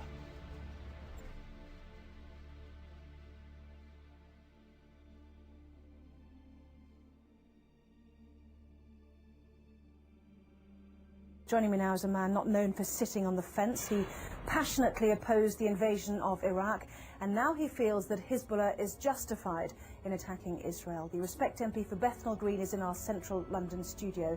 A very good evening, good morning rather, to you, Mr. Galloway. How do you justify your support for Hezbollah and its leader, Sheikh Hassan Nasrallah? A preposterous way to introduce an item, and what a preposterous first question. 24 years ago, on the day my daughter was born, and I've just celebrated her 24th birthday, I had to dash to the maternity hospital to see her given birth from a mass demonstration in London against the Israeli invasion and occupation of Lebanon. Israel has been invading and occupying Lebanon all of my 24-year-old daughter's life. The Hezbollah are a part of the Lebanese national resistance who are trying to drive having successfully driven most Israelis from their land in 2000, Israel from the rest of their land, and to get back those thousands of Lebanese prisoners who were kidnapped by Israel under the terms of their illegal occupation of Lebanon. It's Israel that's invading Lebanon. It's Israel that's attacking Lebanon, not Lebanon that's attacking Israel. You've just been carrying a report of 10 Israeli soldiers on the border getting ready to invade Lebanon, and you ask us to mourn that operation as if it were some kind of war crime.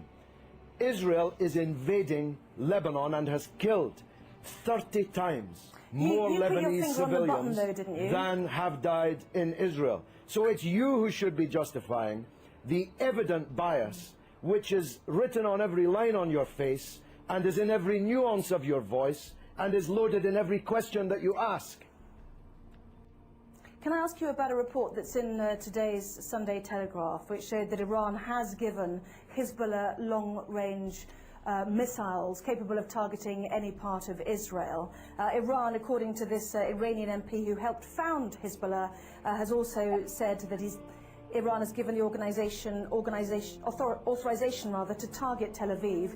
Can you blame Israel for wanting to destroy those missiles? This is preposterous. America has given Israel missiles that can target not just every city in Lebanon, but every city in the Arab and Muslim world, including Iran. Why should America be allowed to give long-range missiles to Israel, including hundreds of nuclear missiles? One man's terrorist is another man's freedom fighter. You are totally wrong in saying that in most people's eyes, Hezbollah are terrorists. In most people's eyes, Israel is a terrorist state. It's the fact that you cannot comprehend that fact that leads to the bias which runs through all of your reporting and every question that you've asked me in this interview. Yeah, I want to ask you one final question.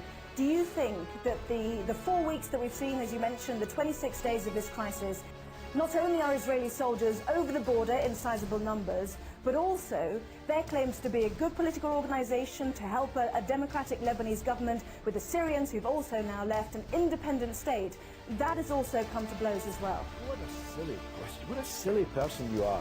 Hezbollah is winning the war. You can see it on the other half of the screen. Hezbollah is more popular today. That was not my question. Hezbollah is more popular today in Lebanon, amongst Christians, amongst Sunnis, amongst Shiites, amongst all Arabs, amongst all Muslims, than it has ever been. It's Israel who's lost the war, and Bush and Blair, for politically organizing the war, who've lost politically. This is a defeat for Bush and Blair and Israel. Everybody but you can see it. No justice, no peace. You're not going out of business as a newscaster in Jerusalem anytime soon, believe me. Well, as usual, you have prompted a huge email response, both for and against you, Mr. Galloway, so we'll leave it there. I have to say that some people might find it offensive when more families are mourning their dead to hear you say that it was a bloody good hiding. So you don't give a damn. You don't even know about the Palestinian families. You don't even know that they exist. Tell me the name of one member of the 7 members of the same family slaughtered on the beach in Gaza by an Israeli warship. You don't even know their name, but you know the name of every Israeli soldier who's been taken prisoner in this conflict, because you believe, whether you know it or not, that Israeli blood is more valuable than the blood of Lebanese or Palestinians. That's the truth, and the discerning of your viewers already know it.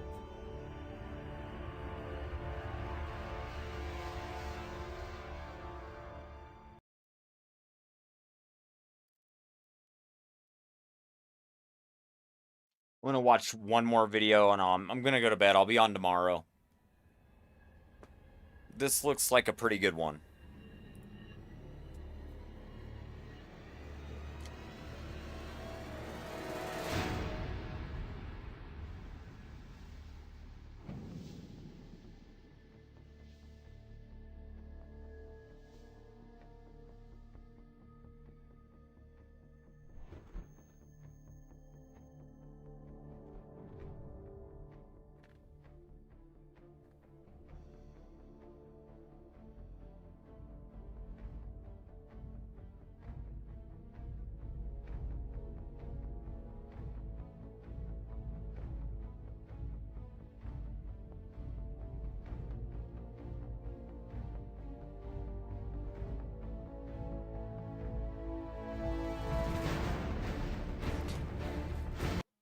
I've gotten good with money. If you guys are having money problems, just go get a normal job and just save your money. I recommend go watch Crypto Face. You might be able to learn how to, trade and make money like that. Other than that, you don't really need much more money than as long as you can put a roof over your head and get food. So you really don't need that much to survive. So maybe you're struggling with money, but just remember, you really only kind of need food and somewhere to live.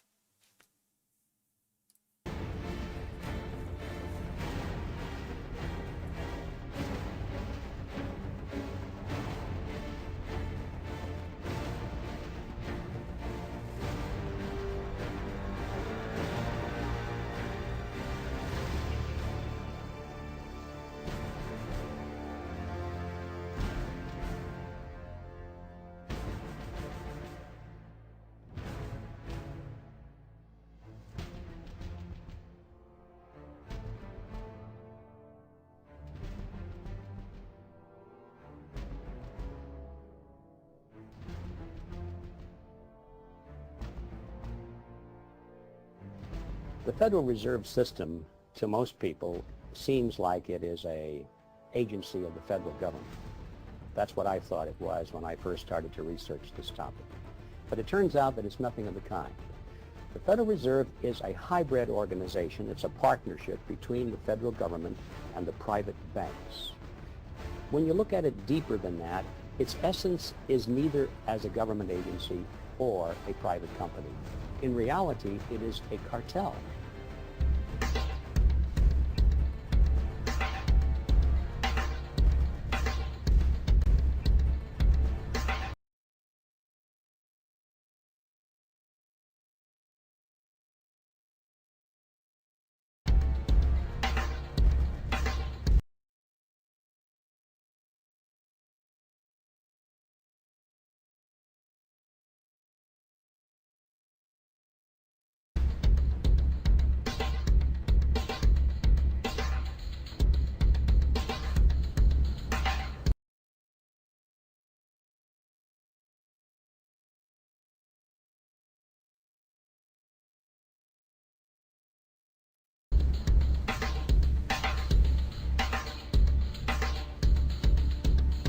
(1775), the American Revolutionary War began as the American colonies sought to detach from England and its oppressive monarchy.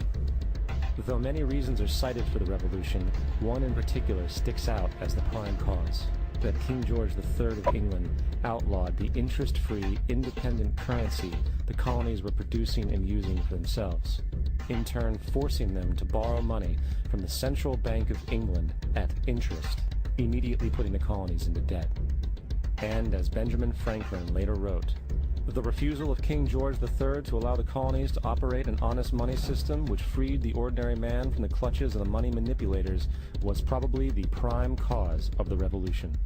In 1783, America won its independence from England. However, its battle against the central bank concept and the corrupt, greed-filled men associated with it had just begun.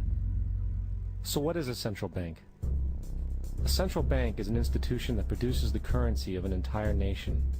Based on historical precedent, two specific powers are inherent in central banking practice: the control of interest rates and the control of the money supply, or inflation.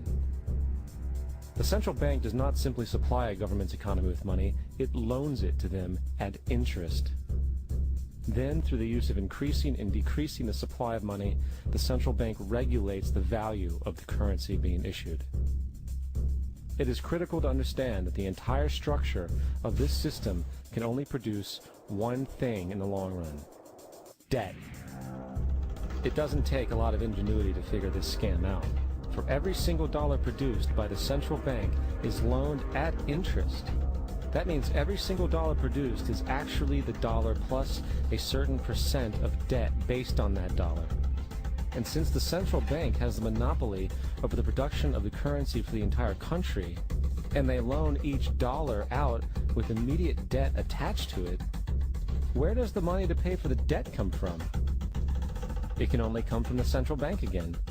which means the central bank has to perpetually increase its money supply to temporarily cover the outstanding debt created, which in turn, since that new money is loaned out at interest as well, creates even more debt.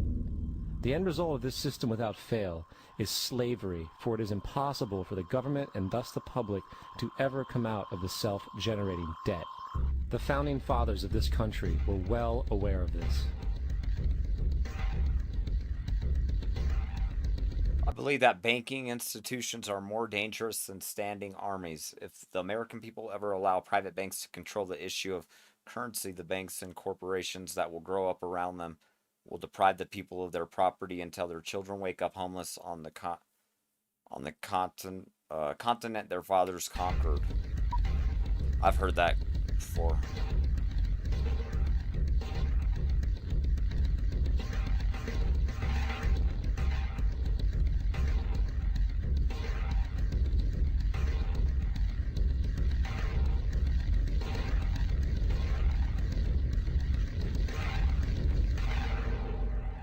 By the early 20th century, the U.S. had already implemented and removed a few central banking systems, which were swindled into place by ruthless banking interests.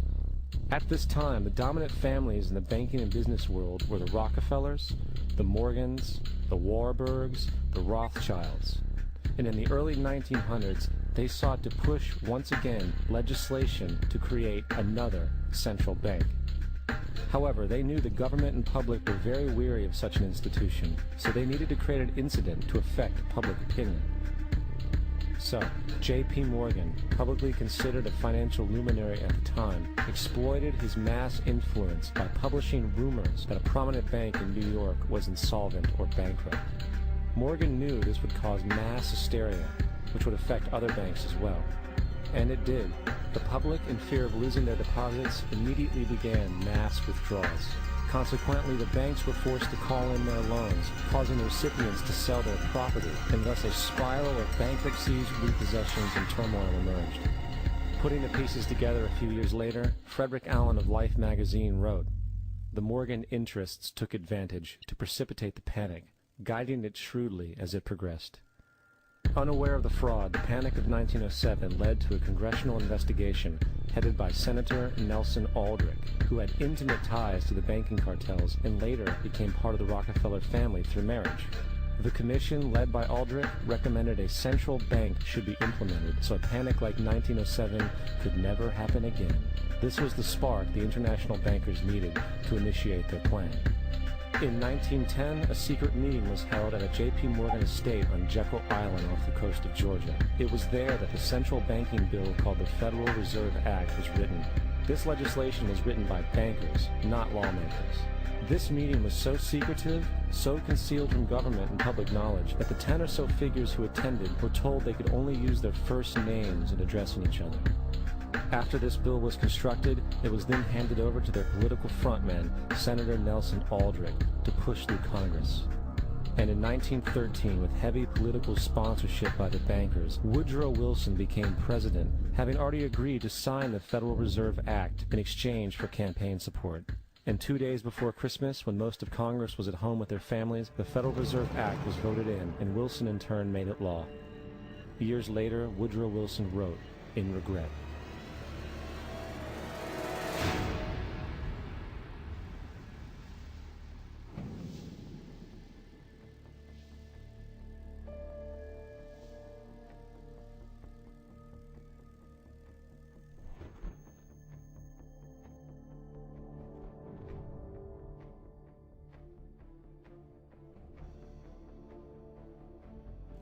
Congressman Louis McFadden also expressed the truth after the passage of the bill. A world banking system was being set up here, a superstate controlled by international bankers, acting together to enslave the world for their own pleasure. The Fed has usurped the government.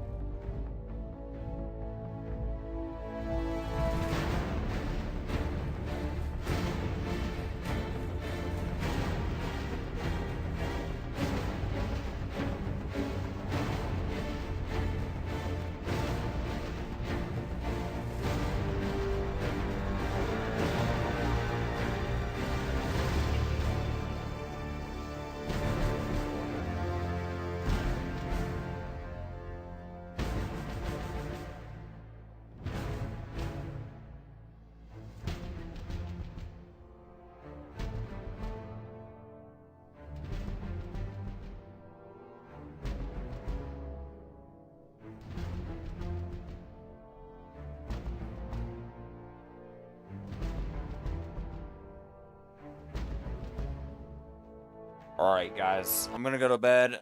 I'll be on tomorrow. Have a good night. Oh, man.